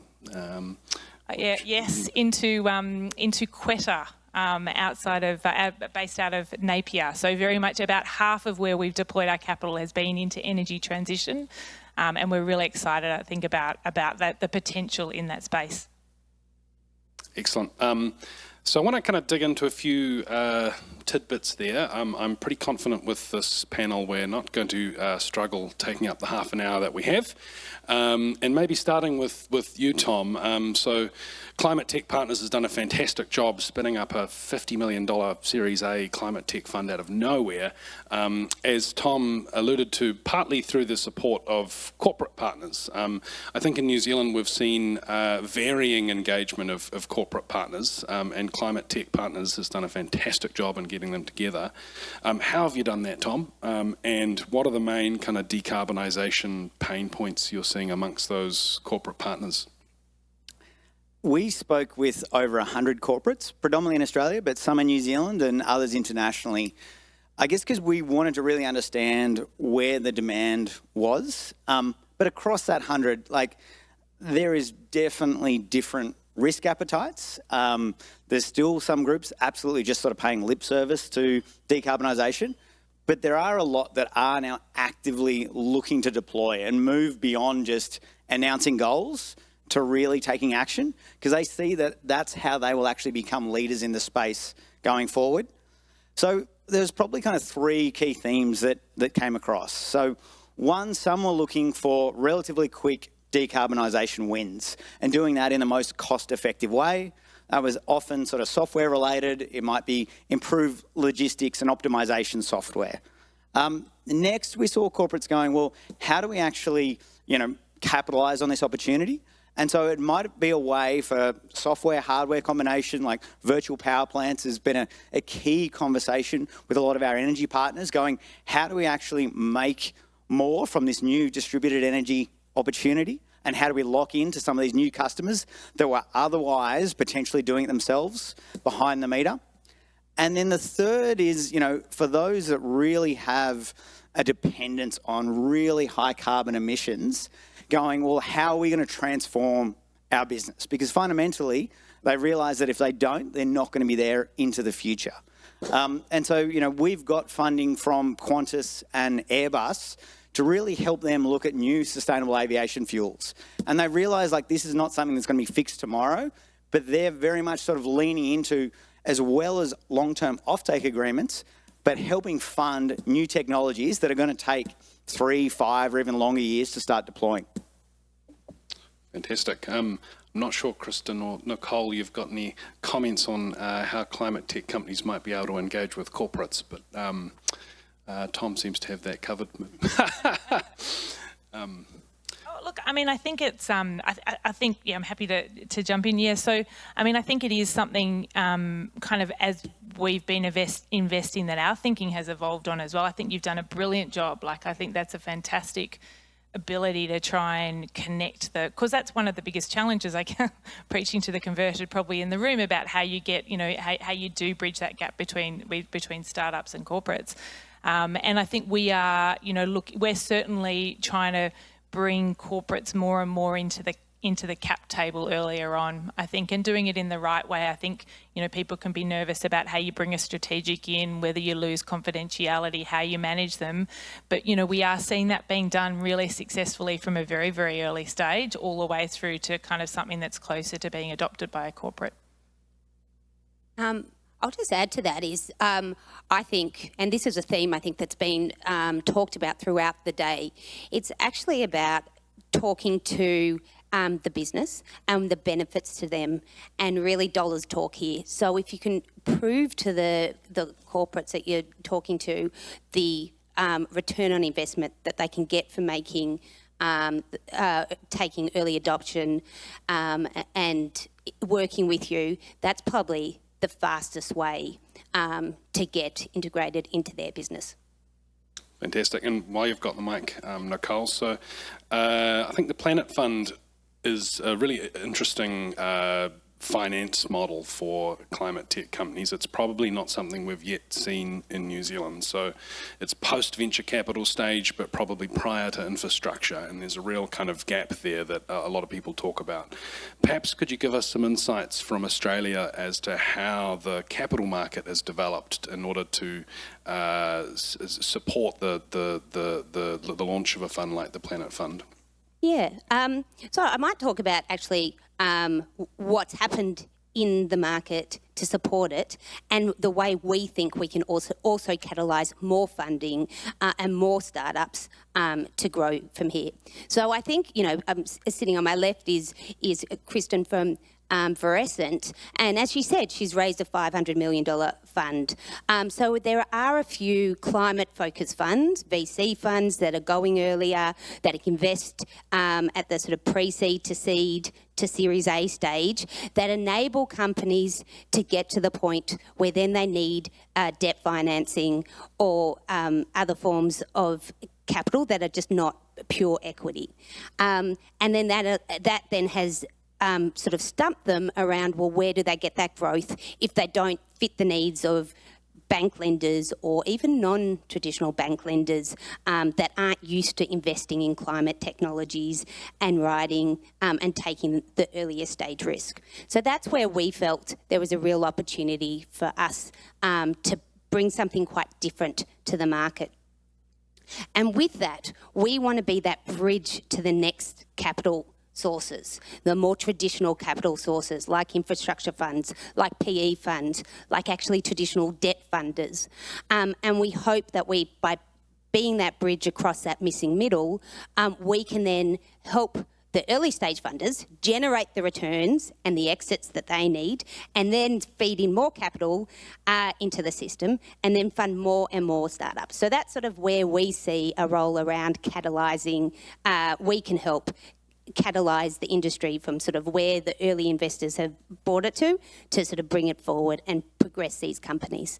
And so there's a couple of players like us, not focusing on our exact mandate, but across Australia and across the globe. So we're quite enthused that we're not the only ones playing in that missing middle piece, but we're probably uniquely positioned across Australia and New Zealand in the space in the mandate that we have.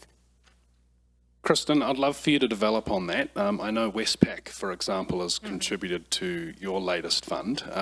How has that relationship developed? What is their interest in this area, and how do you think about your debt and banking relationships?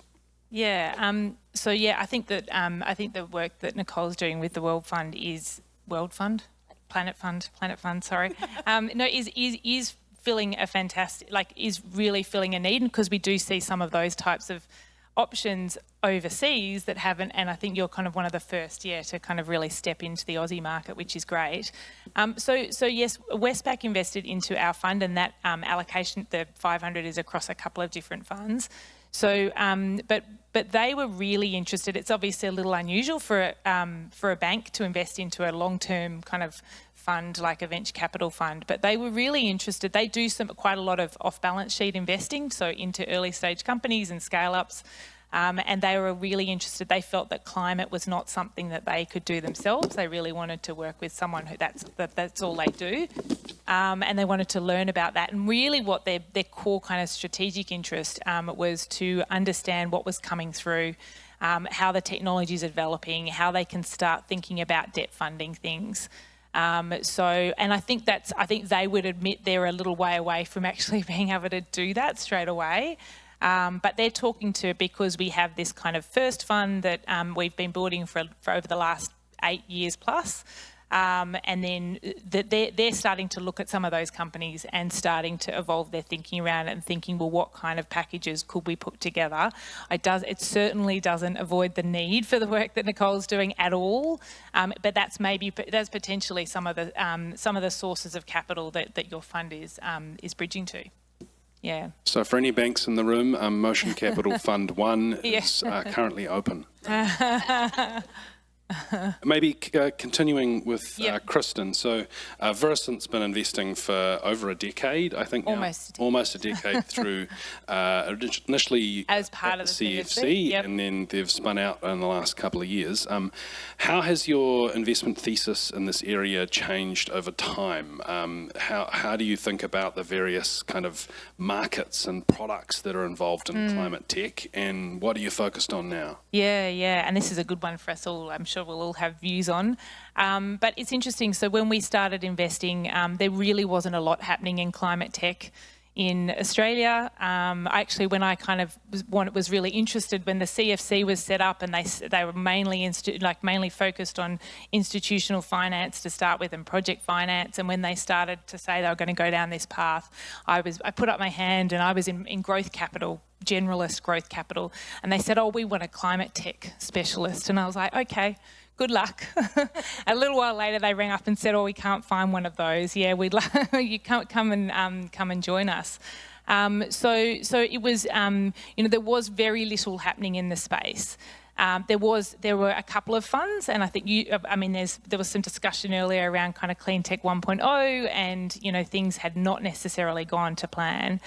And so we started to kind of seed other early stage funders, and really kind of build out the ecosystem.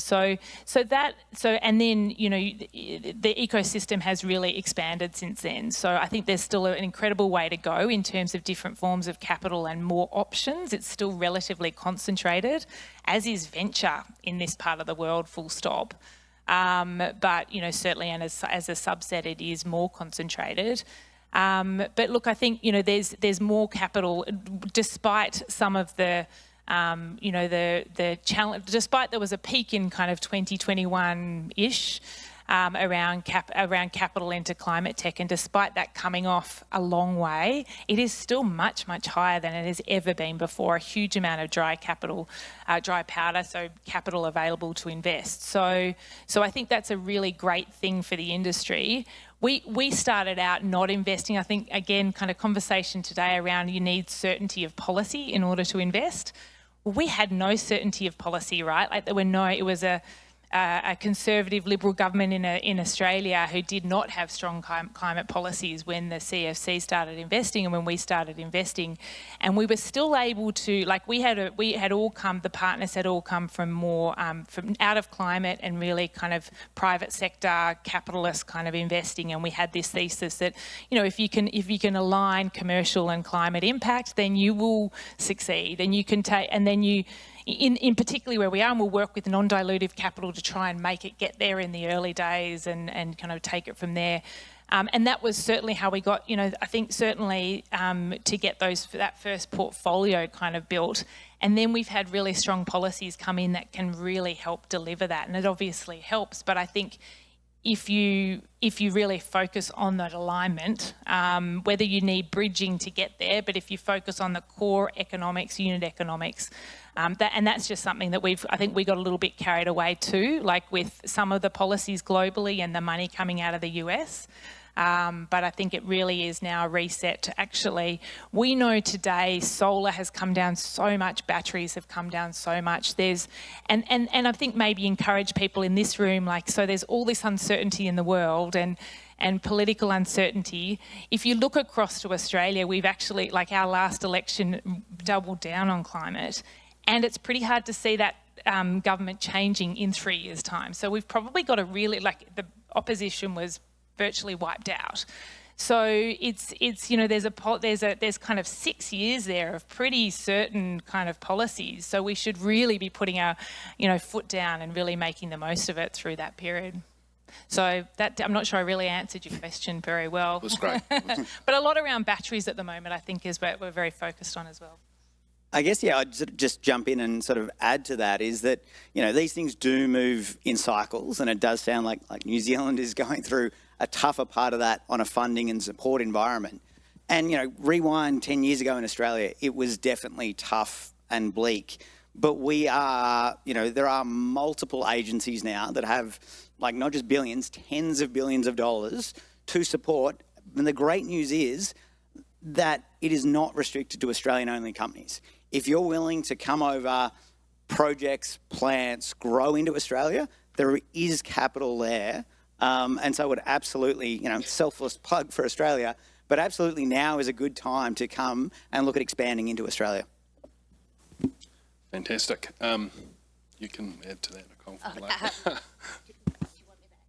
Well, I can move on. I think something that I think a lot of the founders in this room would be interested in is New Zealand has quite a shallow capital market for actually anything, including climate tech. And there's a natural point, I think, where certainly in the current capital environment, Kiwi founders start to look offshore for international investment. How can founders better position themselves to secure that investment? What are the things they typically overlook, and what's the magic words they can say to get you to invest? I don't know if I'm the right person to answer this question first, because, as I said, our fund is quite different. And so for companies that are looking to just be in New Zealand and grow a really good-sized business in New Zealand, that could be attractive enough for our fund. But I have sat on a more sort of traditional VC investment team. And I think there's some things that sort of I've learnt, you know, at the time there, and sort of speaking with a lot of founders over the past sort of 2 years from New Zealand. And I think that's really trying to understand really what are the sort of similarities and differences between markets between New Zealand and where you want to grow to. And also, how are you going to, New Zealand is a very small collaborative market, and so it's easy to have, as was mentioned earlier, you know, it's 2 degrees of separation here in New Zealand, but the big wide world, it's a lot bigger, and probably 7 degrees doesn't actually go far enough. So how do you land as a New Zealand founder in the big wide US or Europe, and you're able to deliver the same way that you do in New Zealand? And there's often, and it's the same for Australian founders as well, it's quite a different market over there. There's quite different relationships. How do you leverage that? What are the partners that you need to get on the board overseas?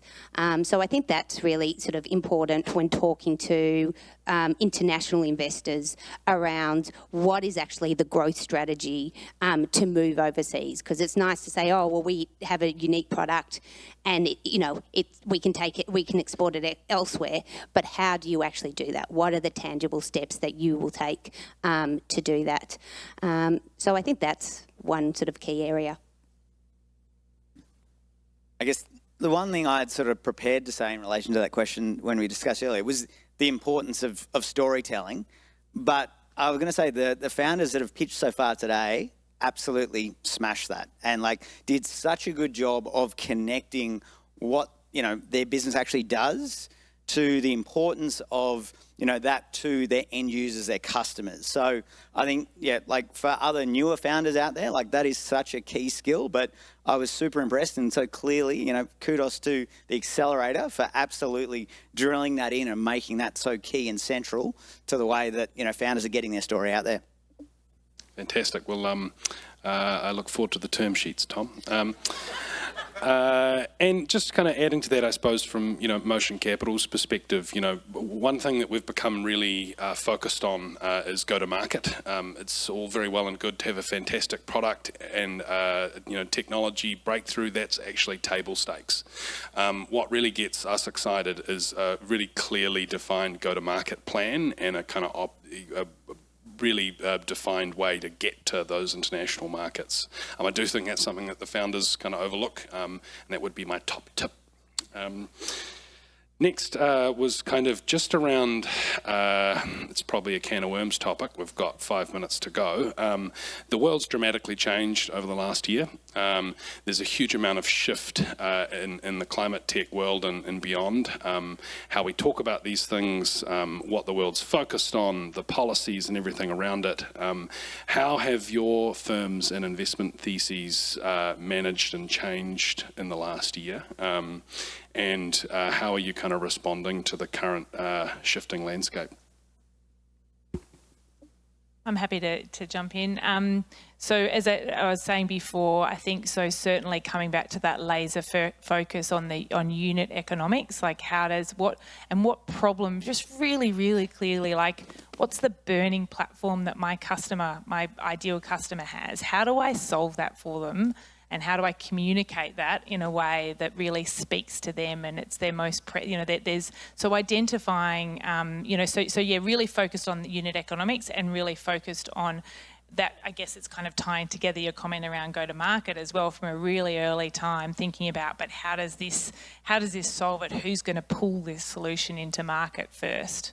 The other thing, I guess, that over the last, this kind of thinking around where the next set of capital is going to come from. So I think there's a little bit, we've always invested into both capital intensive and capital light businesses. But there is just more focus on thinking about, okay, we can love it, we can invest into it up to here, where's the next funding going to come from? So we have to be a lot more focused on thinking about where that's coming from. And then probably, I think there was a lot, we were co-investing with a lot of US investors. We're certainly seeing good inbound deal flow interest out of there. but probably, you know, less actively deploying capital. And so I think certainly as an Australian, and I'm not sure in New Zealand, like I think we've been lazy and looked to the US so much, whereas actually there's so much more of a region here. We have made some interesting plays into Asia, but also into Europe and into the Middle East, where there is still really strong pull for these solutions. So my fund, like Tom's, is very new. We are having our first close next week and probably signing the cheque on our first investment next week as well. So in terms of our mandate, it hasn't changed because we've really only been in market since this shift has happened. But I think a couple of things have changed. We were forming this fund and sort of starting to test out the waters for investment from investors. Last year there was quite strong appetite, but when we came to actually the market in the last 6 months, interest had sort of subdued. It wasn't that investors weren't interested in the market, they were just at that peak uncertainty, and they were like, oh, I'm just going to wait and see how the markets play out. And I think that has a follow-on effect to founders, because it means the funders aren't sort of certain about where our next funding is going to come from, and therefore probably a lot more risk adverse around how we will fund other fund companies that come to us. And I think this is across the market, not just in climate, but definitely felt in climate. In terms of the mandate and what we're really looking for, we had never thought to anchor our investment thesis to regulations or subsidies that were coming in. Always, and I think this is across the board, you know, unit economics, cost competitive solutions are really what we're looking for. And while regulations of subsidies, they're sort of just, that's a nice to have, but you have to have a really strong business and strong product that will sell without those in the market, because as we can see, it comes and goes in fluctuations. The only thing I'd probably just quickly add is, while, you know, individual deals definitely have been impacted by, you know, like the DOE slowing down really considerably in the US, there's also, like, the reality is the quickest way to bring new energy online in the US is still renewables. Like, there's a fundamental fact that cannot be changed. So, like, but it's partly then repositioning. It's about more talking about energy security, the growth of, like, if we're going to be able to fund all this new manufacturing, if we're going to be able to have energy for all the new data centres, like, that energy's got to come from somewhere. And that's again where, so it's maybe about, well, less being, well, it's the climate solutions, it's what is the impact you can have on your end use customer. Totally, and echoing that, it's all about the commercials these days. We like to say at Motion Capital, we want to invest in companies that make it cheaper to save the world than to destroy it. Which is a nice way of saying that, you know, these things have to be economic. It's also an advantage. You know, we don't actually really care why the customers of these companies are adopting the products, as long as they are. If they're doing it because they're self-interested, that's great. We should try appeal to humanity's greed, not just its virtue, to solve the climate crisis.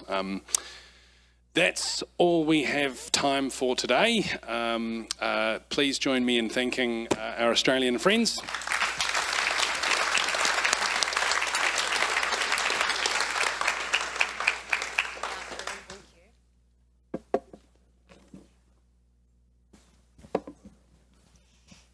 Thanks, team. Round 2 of pitches, here we go. Now, I'm not saying that we left the best till last, but I'm also not saying that we left the best till last. The only way to know is to stay sharp and really sort of tune in. So you don't want to miss anything, and don't come crying to me if you miss out on the next big thing. To help you with that, I finally found the piece of collateral I was talking about earlier. It's this sort of little book with the pitch teams in it. On the back is the QR code that I was talking about. You can scan that. It'll take you through to a little survey if you're interested. It doesn't have to be that you have money to give. You might have some other kind of offer, question, engagement, anything. Anything of interest that you have from anyone, that is the place to go to connect. So enough from me.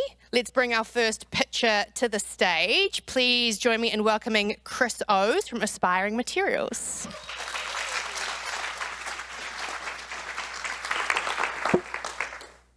Hello up front, hello in the middle, and to those in the very back, howdy from my native Texas. I'm Chris O's, I'm the co-founder of Aspiring Materials, and just out of curiosity, how many of you here today have heard of Aspiring Materials? If I raise my hands. Oh my gosh, it's amazing. I do the Running Man right now, but I'm not allowed to. This is so cool. So this is my opportunity to explain to you what we've been working on and where we're at and what the future holds for Aspiring Materials. Quite simply, what we do is we've perfected a process that creates critical materials and minerals, the things the world needs to operate, and we can do this by solving 3 problems all at the same time. The first problem we solve is that we can do this locally. We don't have to rely on 2 countries supplying these critical materials that we need. The second problem that we solve is that we can also avoid a lot of the heavy metals that come in these products that you receive every day. That's huge. A lot of these products you get, they have a lot of heavy metals coming in them. And the last thing that we've done, and really important to us, it's a process that's low carbon. I like to say it's 0 carbon, but we don't produce carbon to make these types of materials. So what do we do at Aspiring Materials? We take ultramafic rock. Typically, it's a waste product that we receive. We run it through our patented process, and out the other side comes critical materials. These are just a few of those on there. And so what we can address is, as a market need, where key markets throughout the world just need these materials to operate. This is what they need. And every one of these materials operates in a fairly big space. Lots of money to be made out there. You want to see where we're at? Yeah, let's do it. Let's do it. Let's go on a field trip. All right, so let's go on a little video. For those of you who have used ChatGPT before, if you type in, what is the largest pilot plant facility in New Zealand? You're looking at it right now. This is in operation in Christchurch right now. This is me wandering through the facility, figuring out where am I, what am I doing? What we're able to do right now is process rock at scale. We've de-risked the process, and now we're ready for commercialization. We're big, we're ready to go, and we're ready to grow pretty quickly. So where might we do this?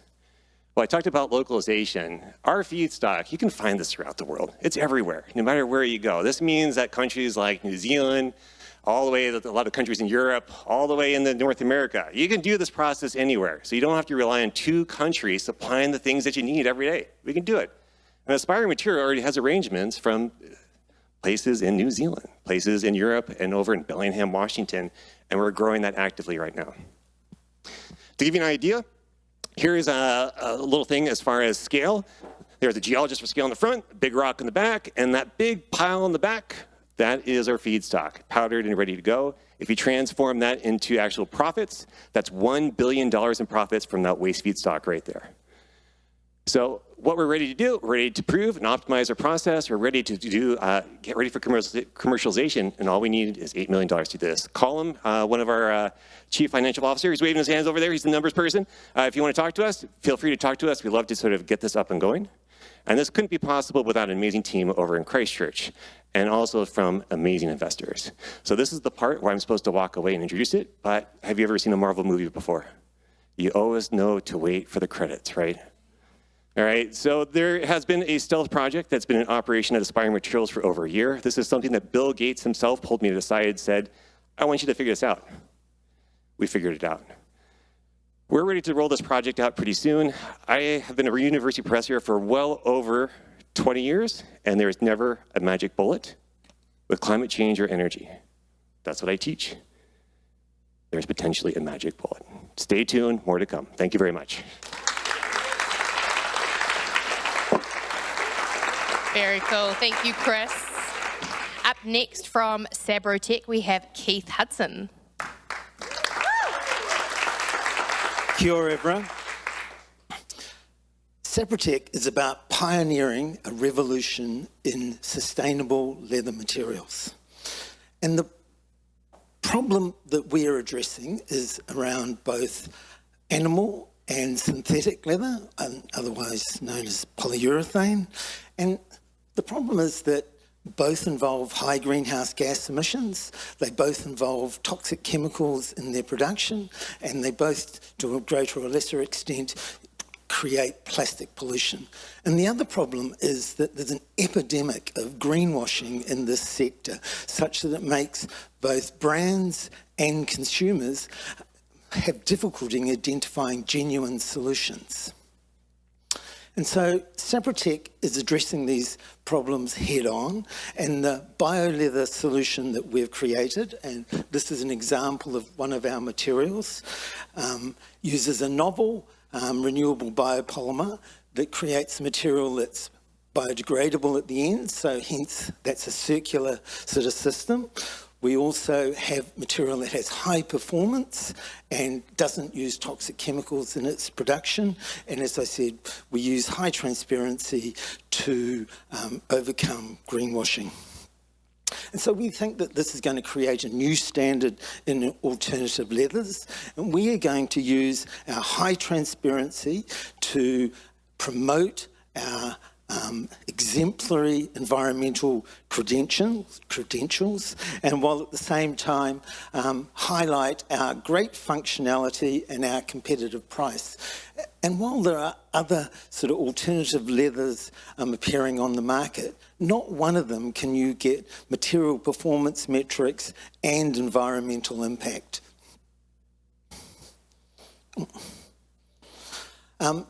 And why should you invest in this business? This is a high growth market. It's predicted to be $5 billion in the next decade, and that growth is driven by both regulations, particularly in Europe, and consumers. And as an example, Nike has responded to this pressure and set a goal of reducing their greenhouse gases by 65% by 2030. The other strand of our competitiveness is our material, which is novel and adaptable. And the market that we're targeting initially is the premium fashion and interior design, and we've had traction. We've developed relationships with 4 different New Zealand fashion brands, and we've signed a letter of intent with one of them. My name's Keith Hudson. I'm the founder of this company, and I'm a highly experienced biopolymer researcher and had roles in senior roles in biotech companies, and I'm well supported by a highly experienced and skilled board and strategic advisors. In terms of our growth journey, the last 18 months are about establishment, particularly developing our novel materials, the associated IP, which is currently held as trade secrets, and also developing those commercial relationships.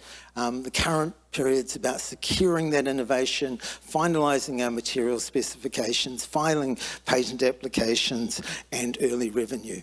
And the future is about growth. And Sapratech is seeking to raise $500,000, and what we primarily want is a lead investor, but we're also looking for further collaborators. So if you're interested in this story or would like to see our materials, come and see me. Thank you. Kia ora. Thank you, Keith. Up next from Ann Foods, we have Alex Devereaux. Woo! Thank you very much. The world needs a more sustainable food system. We all know that. We need one that's not just more sustainable, but it's better for our health, and it's built for real-life kitchens and the way we like to consume food. At Ann Foods, we believe the answer's been around for a long time. It's about tapping into some of the ancient foods of the world, foods like lentils that are packed with nutrition, have an incredibly sustainable growing system, and some really unique and in-demand functionalities, and also grow plentifully in Australia, by the way. I heard about you and all your money. We take these lentils and we process them like you would soy milk, but we have some unique steps embedded in this process, including a fermentation.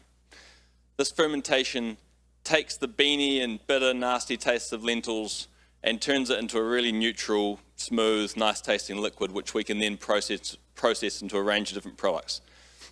The main problem with pulses and legumes like lentils in the past, and the reason they haven't been incorporated into wide-ranging products made by the big food companies of the world, is because of this taste and because of there hasn't been a format to then incorporate them into.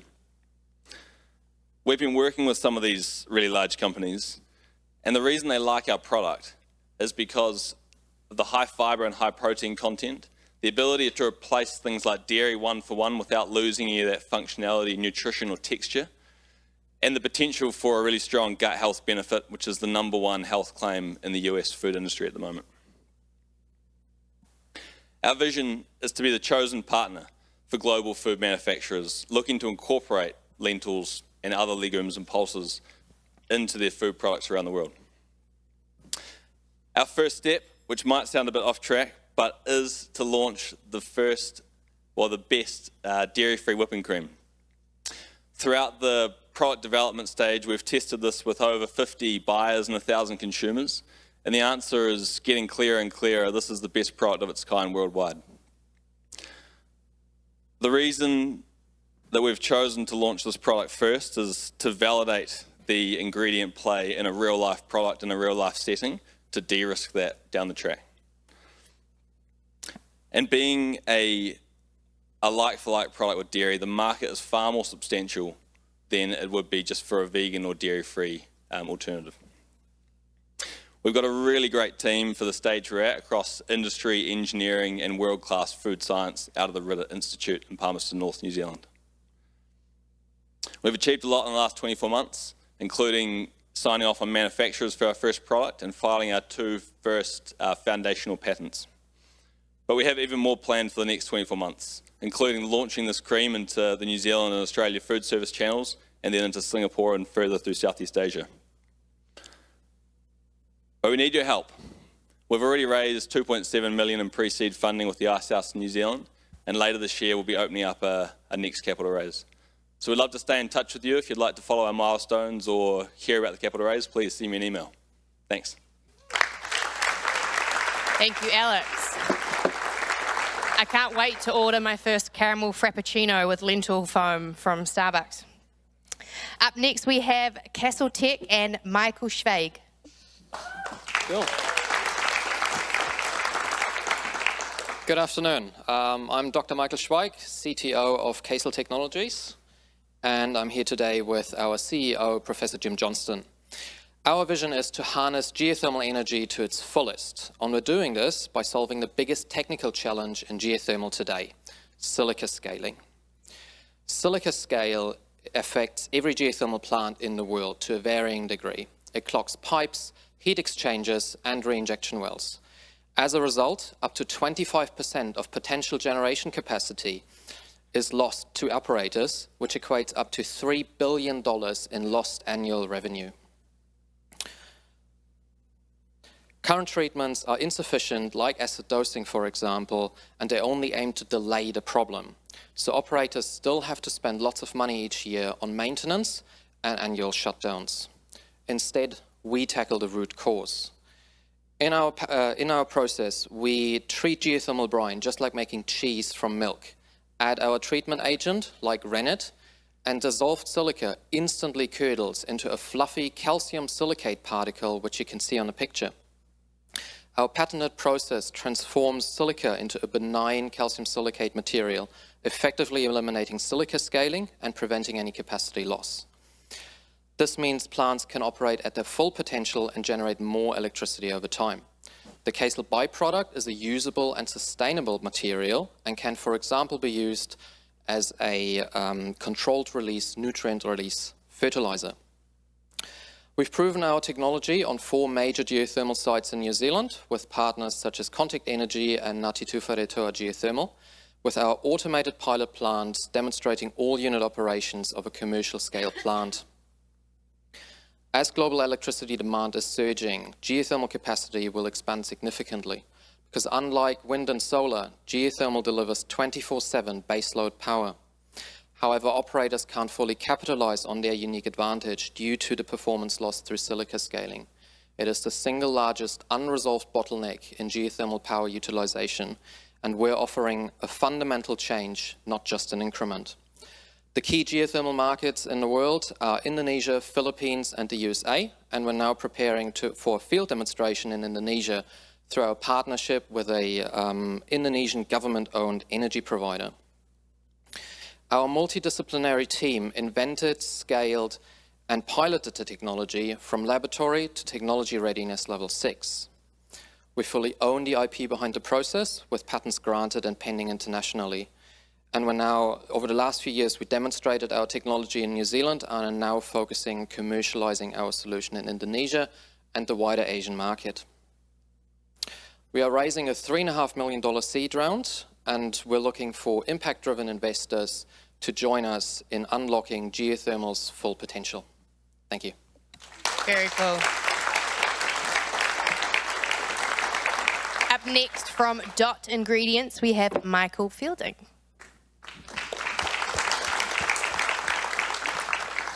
Kia ora, Michael Fielding from Dot Ingredients. It's been a long day. Some of you will be a little fatigued. I want you to take a look at the 9 photos up there and see if there are any products that you're familiar with. You might have used them in the last week. There's some of them that I hope you've used today. So the middle one there is soap. I'm likely to be shaking your hand later this evening, so I really hope you're familiar with soap. Soap is important. It was invented in Babylon about 5,000 years ago, and it was the world's first man-made surfactant. And that's what all of these things have in common. All of these products really rely on this thing called a surfactant. It's a very chemical term. You're probably more familiar with detergents, soaps, and emulsifiers. These are all just different types of surfactant.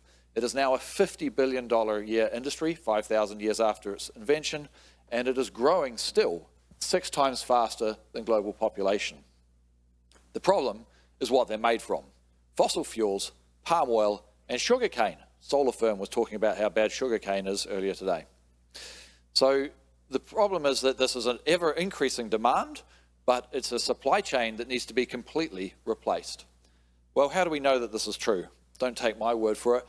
All these companies and others have been contacting us because they've heard we have a different feedstock, one that is ticking all of their boxes. It is not a foodstuff. It is half the price of palm oil. It is grown all across the globe, so you don't need to worry about wars and tariffs interrupting your supply chain. And it's so abundant that there's an excess global supply. Now, I hope you've been paying attention. I hope you're now interested in what is this magical fairy dust that I'm peddling here. After 7 years of development and $2 million of non-dilutive funding, Associate Professor Jack Chen at AUT, my co-founder, and his team of scientists have worked out how to make surfactants from wood pulp. Wood pulp is what we make paper from, it's what we make cardboard from, and it is made from the leftover parts of trees that aren't good enough to be used for anything else like timber. So we have founded Dot Ingredients to make wood pulp surfactant factories. We can do this cheaper than existing surfactants. So we already have the most advanced intellectual property and the most knowledgeable scientists in this unique emerging area. But I myself have also exited a clean tech company successfully in the UK in a previous career. And we have surrounded ourselves with advisors with many decades of experience in chemical scale-up. And I'm particularly proud to announce as of last week that Neil Burns, the world's foremost key opinion leader in the surfactants industry, has joined as an advisor for us.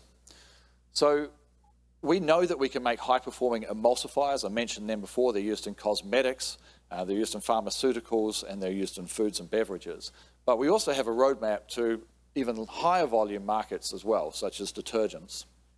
We raised $350,000 earlier this year, and we're now shortly to be starting to raise a $2.7 million seed round. That will see us eliminate all of the technical scale-up risks and secure distribution agreements.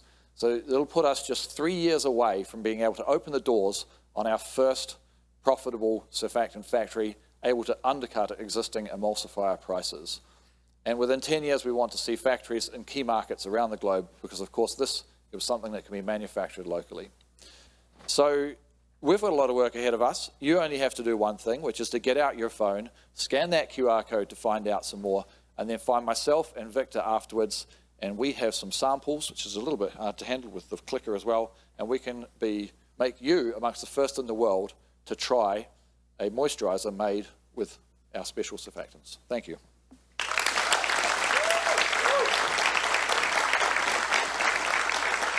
That is awesome, Michael. I definitely want to try that moisturiser. Up next, we have Matthew Cohen from Ennigan. And again, and again. Light, heat, energy. I love it. You love it. We all love it. That's why the natural gas industry is worth $4.1 trillion. Capturing the value from that market is getting harder and harder. There's wars interrupting supply chains. There's dwindling natural resources. And behind it all are politicians driven to provide security for their citizens. That's where something like renewable natural gas comes in. Renewable natural gas is exactly the same as natural gas with two key different, it's got the same energy, it's got the same infrastructure, and it's got at least the same value. There are two key differences. Difference number one is a guaranteed supply. Every country in the world has the wastewater, the landfills, the manure that leads to a supply of renewable natural gas. The second big thing is that we're no longer mining natural gas out the ground, so we can avoid 3 gigatons of carbon dioxide equivalent every year. Enabling this solution is where we come in. We've developed a highly productive version of temperature swing absorption, which leads to us to our business model where we purchase waste gas from sites like a landfill, we upgrade it to renewable natural gas in a single step, and then we sell it into the existing natural gas or renewable natural gas market. Our simplicity lets us outcompete the competition. We have 1 unit instead of 3, so immediately slash the capex costs. We have a modular deployable solution, so immediately slash the financing costs and remove the construction risk. Immediately start pumping out profitable renewable natural gas. And it is profitable.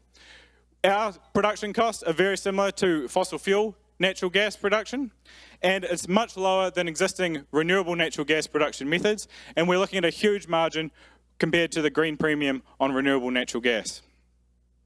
Where we are in our journey is that we have a prototype unit operating at a local landfill site in Christchurch, which has removed the science risk from our project. Next up is delivering a pilot plant, which will remove the engineering risk. Then we'll be onto a mobile demo plant to remove the market risk, and then onto our first commercial plant to remove our scaling risk and our operational risk and get unequivocal proof of the revenue model. Our team is exceptionally driven and well qualified to deliver this. We have myself as CEO coming off a big win delivering a component to the membrane carbon capture industry, and my co-founder, Dr. Gavin Headley, who's an excellent engineer with a history of delivering solutions to the milling industry. We are in again, and we are looking to raise $2 million in Q1 of 2026. And we're looking to meet investors and potential advisory board members with an increase in interest in scaling technologies, deploying infrastructure, and all with a green theme. Thank you very much.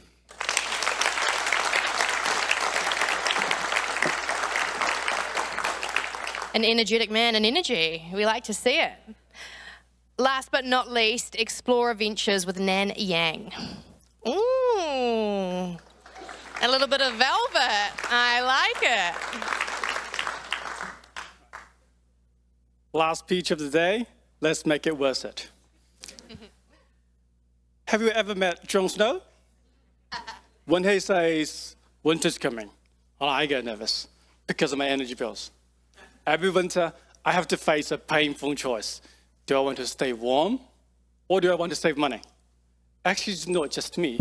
Globally, that we spend trillions of dollars using half the world energy and causing 40% of the global energy-related emission just to produce heat and to keep us warm. And heat becomes the silent giant of the energy crisis. So it's time to think how we manage that heat. I meet my team of scientists. And we believe that keeping warm shouldn't be a luxury. It should be sustainable and affordable. So we challenge ourselves. How can we store that heat, like in a battery? Store it when it's cheap and valuable and release it for cold, dark winter nights. And at Explorer Venture, this is exactly what we're doing. Are you ready? Introducing Heat Vault. Right. A game changer to move the heat beyond the boundaries. How we do that? We lock that heat into a stable mineral inside the vault. It stores and releases that heat through a reversible thermochemical reaction. Picture like a gas cylinder, on-demand release, portable, and scalable.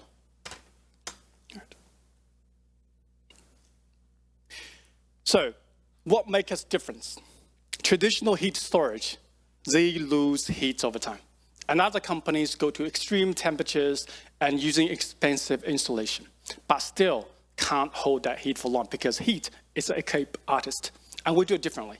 We store into a stable mineral so that we can hold it forever, just like a battery, but longer duration, much safer, easy to recycle, and of course, 10 times cheaper than a lithium-ion-based battery. The heating industry have a very long history, and we're not going to reinventing the wheel for them. We're upgrading it. So our initial products will be a thermal booster for a heat pump that further increase its efficiency by 20%. That means reduce your energy cost by 20%. We sell B2B hardware to the heating operators of the commercial buildings in cold regions. And we're working with heat pump manufacturers and distributors to bring this innovation to life. So here's our journey. We have validated the problem. We have filed an IP. We have built a prototype. We have identified our lead adopter. Next up, field trials begins next winter, right here in New Zealand at Platinum Food Research. Winter is here right now. The world needs better tools to keep us warm. And we are building one for the future. That's the reason we're raising $2.6 million to bring this innovation to life, to go from lab to launch. We have strong backing from government and VCs. We already have 1.7 committed. That means less than 1,900,000 left for a co-investment. But if this vision excites you, if this vision resonates with you, come along, let's build it together. Thank you.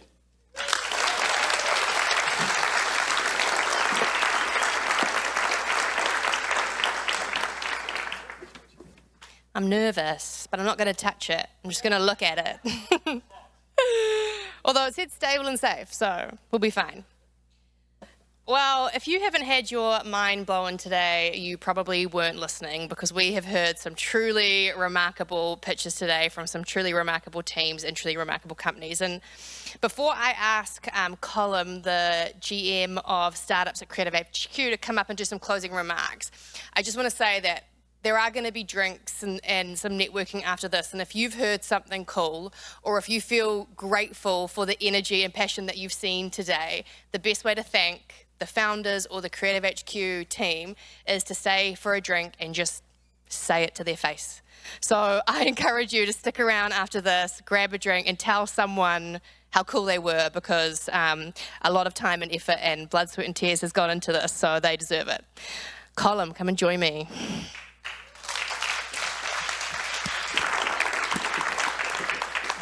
Kia ora, everyone. I'll start off by telling someone how cool they are. Izzy, you are very cool. Thank you so much for being an amazing MC.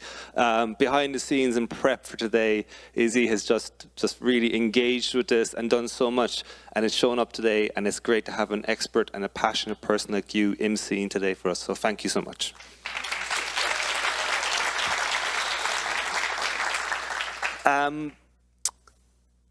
There's a very smart Wellingtonian by the name of Daniel Calderemus. He's a King's Counsel, he's a writer, he's many things. And he wrote, in a book he wrote, he said something like this. He said, "The joy of music is not to reach the end, but to listen as it plays." And that's been in my head for a couple of days, for a couple of reasons. One is, in our business, we talk a lot about, focusing on the process, and it's about the journey, not the destination. But we actually are at a destination. We've reached the end of this program, and for the cohort there tomorrow, next week, it's on. They'll be keeping going, but this part of it is ending. And as this event is ending, not for a few hours yet, we'll still have some drinks. I also thought about that quote and why it resonates with me, because especially for the folks who are out of town, where you are is the Michael Fowler Centre.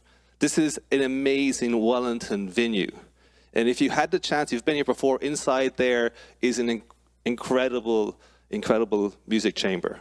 And this place is the home of the New Zealand Symphony Orchestra, New Zealand's national orchestra. And to quote Ralph from earlier, that is a truly world-class institution. Now, whether you like classical music or not, you have to admit it's got pretty good staying power. It's been around a long time, and it's produced some pretty famous people. And just a quick story on that. I was talking about this to my colleague during the week. 200 years ago, in Vienna, was the premiere of Beethoven's Ninth Symphony. And the night it was premiered, Beethoven himself conducted, which wasn't pretty much out of the ordinary, except for the fact that he had been deaf. And he was deaf when he did that, because he'd been losing his hearing for 2 years. So he conducted it, and he was so into the flow of it, because he could think of it in his head, he held it in his heart. And as he went on, and the performance finished, and the music stopped, and the crowd started cheering and roaring and all that, he didn't know anything, because he was facing this way, and he was still in it, he was still conducting. And it was only when one of the choral singers went up to him and took him by the shoulder and turned him around that he actually saw the crowd standing up and cheering and smiling. And when I think about that story, I think about two things. I think about, one, they're obviously cheering for the music. But I also think they're cheering for what an extraordinary thing that person was, to do that. And why I tell that story is because I think as humans, we like and we love to see extraordinary things. We celebrate extraordinary things. Now, usually we do that by celebrating sporting heroes. And luckily we have plenty of those. And we celebrate musical heroes. But I think it is absolutely right that we get the chance to celebrate the people who've been on this stage tonight. Because we need to celebrate founders. Because to be a founder is to be extraordinary. The world needs music in all its forms, but we also need people like these, people who are leaders, who are taking these massive risks. It's almost impossible to imagine what it is to be a founder, to work so hard, often in silence, without any, sometimes without hope of actually succeeding. So the fact that we, and there's so many in the room tonight, get to support people like this who are doing that is amazing. And that makes us feel pretty good about our job. And the fact that we get to help people like that to be on a stage where they deserve and have a bit of time in the light is amazing. And they absolutely deserve your applause.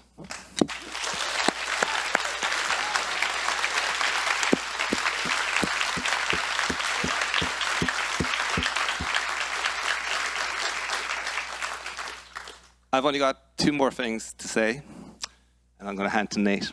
The first is, well, we're just so proud of this group. You spend most of your time here just holding your breath, just hoping for them to just nail it when they come up here, and they absolutely have. We also are very proud that next year we will be back again with another Aurora accelerator, working with the partners here. And it's been said before, if you want to get involved, if you want to do something to help, please talk to us. We want to continue to make this bigger and better every time we do it. That's the first thing. The second thing is, and to go back to the musical analogies, right? Every orchestra needs its conductor, you know? And just like this cohort has needed someone to push it on, to lead it, and to support them to be here tonight, to nail it on the stage. And this cohort has been incredibly lucky to have an amazing human being to lead that on. So I'd love to call up Holly Beals, who's the program manager, to finish up and say a few words.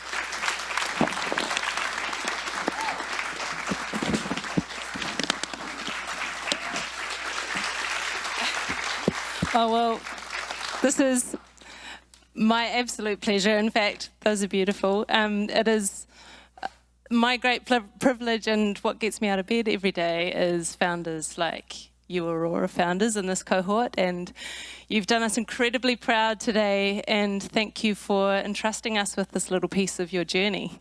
It is a long journey, as we've touched on multiple times over the course of the day, and it's not an easy one, and I hope that you've learned even 2% from me in this program as much as I have learned from you. And so keep doing what you're doing, keep listening, keep bringing people in, but trust your gut. Somebody said that. Trust your gut because you're doing it for all the right reasons. You're purpose-driven, and that's why you're so visionary. So thank you. Yeah. And thank you to all of you who have come out today. It's stunning to see so many people in a room. I think post-COVID, I never get over that feeling of seeing more than 20 people in a room. And it's a beautiful room, so we're very grateful to be here at the Michael Fowler Centre. We are really looking forward to connecting, so please stick around. We'll be having some drinks here for the next hour, some snacks, and please, if anything intrigued you, come up to that person and ask them about it. That's why we're here, and we're so grateful to have you. So thank you.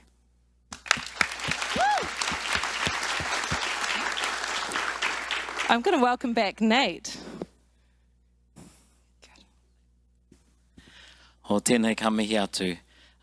Just a big round of applause for the Creative HQ team anō e te whānau. Can we please give them a hand? Kia ora. And tēnei ka mihi atu ki a koe te rangatira e Catherine. Kei a koe te tira o tēnei mahi, nō reira e mihi kauana ki a koe. O te anō rā ki ngā rangatira katoa te au huri nei, to the esteemed people from all over the world that have come here today, to the Michael Fowler Centre to celebrate and to hear the hau tupua. Hau tupua in our language means something, as Colin said, extraordinary or phenomenal. And so here in our part of the world in Wellington, this part here in particular where the Michael Fowler Centre is, we call it Te Awa Hau, the river of the winds. Famous for our winds here in Wellington, you know, internationally, nationally and locally. We call it the River of the Winds is because from the north through the Remutaka Tararua Ranges, they flow right out to the Raukawakawa, across our city. That's why we've got one of the cleanest cities here, because the winds are so great. But also it feeds out into the channel or the Cook Strait or the Raukawakawa and feeds out to the west, feeds out to the east and feeds out to the south. And koe nei te kōrero o ngā hau e whā. You are the people of the four winds that have come here to our part of the world. So we, the people of the southerly winds, welcome you of the east, the north and the west as well. Tēnā koutou, tēnā koutou. So ngā hau tupua of Te Awa Hau ki konei, our extraordinary people who have shared your phenomenal ideas that have come from your University of Thoughts. Tēnei ka mihi atu kia koutou. Can we give them one more hand?